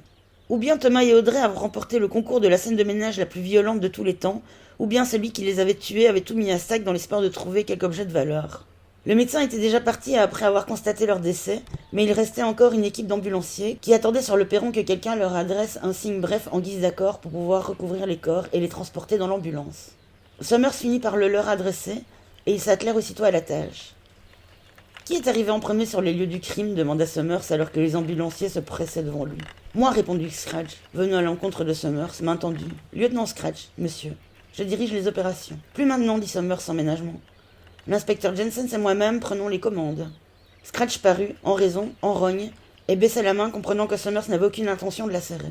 Il savait qui était Summers et aurait dû se douter de l'inutilité de ce geste. Les mots trous du cul lui traversèrent l'esprit, mais il se contentait de dire « Très bien Summers, comme vous voulez. Est-ce que vous avez déjà des pistes ?»« Oui, monsieur. Admeguet a pris la déposition du frère d'une des victimes. »« Un frère, hein ? Quelqu'un de notre connaissance ?»« Il se pourrait que vous le connaissiez, effectivement, inspecteur. Il s'agit de Sanchez Garcia, le patron du Tapioca Bar. Le type qui est mort, Thomas Garcia, était son frère. » Summers sortit un petit calepin de la poche de son pardessus, l'ouvrit et tira un crayon de la spirale. « A-t-on la moindre idée de l'identité de qui a pu faire ça ?» demanda-t-il. Jensen se fendit d'un demi-sourire. Un bref instant, Summers lui avait semblé être le sosie parfait de l'inspecteur Colombo. Il se retint cependant de sourire. Les circonstances ne se prêtaient évidemment pas à ce genre de manifestation. Surtout pas devant Scratch, qui ne le quittait pas des yeux. « Il nous a dit qu'il n'avait pas la moindre idée de qui aurait pu vouloir les tuer, répondit le lieutenant. Mais je peux vous affirmer qu'à son avis, les extraterrestres sont hors du coup. La pique était destinée à Jensens, à qui on l'avait déjà faite. Nouvelle ville, même blague à la con. Très prévisible, très fatigante. Hé, aboya Summers. Contentez-vous de répondre à mes putains de questions, et gardez vos petits commentaires de collégiens pour vous. On a 2 morts sur les bras, innocentes très vraisemblablement. Ce ne sont pas vos sarcasmes qui vont nous aider à trouver qui les a tués. Désolé, inspecteur. Et comment ? Summers s'inspirait le respect, à un tel point que Jensen ne parvient toujours pas à comprendre pourquoi tous les autres flics le détestaient autant. Qui a retrouvé les corps ? Sanchez ? Oui, inspecteur, répondit Scratch. Il prétend être arrivé ici à environ 8 heures ce matin, et il nous a appelés aussitôt. 8 heures, vous dites ? Et où se trouve-t-il à présent ? Il devait aller travailler, mettre son bar en ordre avant l'ouverture. Jensen choisit ce moment pour marquer sa présence. Il était toujours très important de s'impliquer dès le début d'une première mission dans une nouvelle juridiction. Il alla de sa petite remarque, qui valait ce qu'elle valait. La mort des victimes semble récente. Est-ce que Sanchez a aperçu quelqu'un dans le coin en arrivant ? À première vue, je dirais que ces 2-là ont été assassinés ce matin même. Il a dit qu'il n'avait rien vu. L'absence de inspecteur à la fin de la phrase de Scratch était éloquente. Jensen ne s'en offusqua pas. Il finirait par gagner le respect de ce lieutenant et de tous les autres policiers. Cela avait toujours été le cas. Ignorant le ton bourru de Scratch, il continua. Cette ferme est assez isolée. Elle n'est desservie que par une seule route. Avez-vous demandé à Sanchez s'il avait vu quelqu'un l'emprunter dans l'autre sens en arrivant ici ? Bien sûr qu'on lui a demandé. Et je vous ai déjà répondu. Il nous a dit n'avoir rien vu. Très bien. Peut-être cette question était-elle stupide, mais Jensen ne connaissait pas la qualité des interrogatoires de la police de Santa Bodega et préférait ne pas faire confiance à leur hypothétique professionnalisme. Il jeta un regard à Summers qui lui demanda « Vous voulez interroger Sanchez vous-même » Il avait dû sentir que son nouveau partenaire avait à cœur de clarifier la déposition de Sanchez et il partageait certainement son avis. Jensen avait l'impression de gagner peu à peu le respect de son aîné. Lui aussi était intègre et fier de son travail, et Summers commença à s'en rendre compte. « Vous voulez m'accompagner » demanda Jensen. « Non, allez-y tout seul. Je vais rester avec ces gars pour voir ce que je peux trouver, vous voyez, histoire de m'assurer qu'ils ne loupent rien d'important. » Il fut vite évident que ce commentaire déplut aux membres de l'équipe scientifique, qui adressèrent des regards sombres à Summers, que cela ne dérangea pas, bien évidemment. Il adorait les emmerder. « Et puis autre chose, Jensen, vous vous en rendrez compte sûrement tout seul, mais je vais quand même vous le dire. Sanchez n'est pas du genre à coopérer avec la police. Le connaissant comme je le connais, il a sûrement déjà mis un tueur à gages sur le coup pour retrouver le ou les assassins. Alors n'allez pas gober tout ce qu'il vous dira. Il n'y a généralement pas plus de 50% de vrai dans ce qui sort de sa bouche. » Laissant Summers sur place à ennuyer l'équipe de scientifiques, Jensen sortit. Ce fut un soulagement de se retrouver hors de la puanteur de la cuisine, à l'air libre, et, un court instant, resta planté là, inspirant à plein poumon. L'ambulance avait été garée devant la ferme, portière arrière face à la porte, et 2 ambulanciers étaient en train de soulever un brancard. Le plus volumineux de 2 sacs noirs se trouvait déjà à l'intérieur. C'était sans doute le corps d'Audrey qu'ils étaient en train de charger. L'un des 2 hommes reculait dans l'ambulance, courbé en avant, tandis que l'autre s'efforçait de soulever la partie inférieure du brancard. Il bloquait la sortie de Jensen, qui attendit qu'ils eussent fini pour tapoter l'épaule. « Je dois rendre visite à un certain Sanchez Garcia au Tapioca Bar. Vous savez où c'est » demanda-t-il. « Bien sûr. On va passer devant en allant à la morgue » répondit l'homme, les dents serrées, en finissant de pousser le brancard dans l'ambulance. « Vous n'avez qu'à nous suivre si vous voulez. »« Merci, c'est ce que je vais faire. » Jensen sortit de sa poche un billet de $20 et le brandit sous les yeux de l'ambulancier. Autre chose. Si Sanchez cherchait à rendre justice tout seul, à qui serait-il le plus susceptible de s'adresser pour faire le sale boulot ? L'ambulancier considéra un instant le billet, se demandait s'il valait mieux le prendre ou le laisser. La décision ne se fit pas attendre. Il l'arracha des doigts de Jensens et le fourra dans la poche de sa chemise. Le seul homme auquel Sanchez accepterait de se fier, c'est le King, répondit-il. Le King? Ouais. Elvis est vivant, mon vieux. Vous n'étiez pas au courant? Il semblerait que non.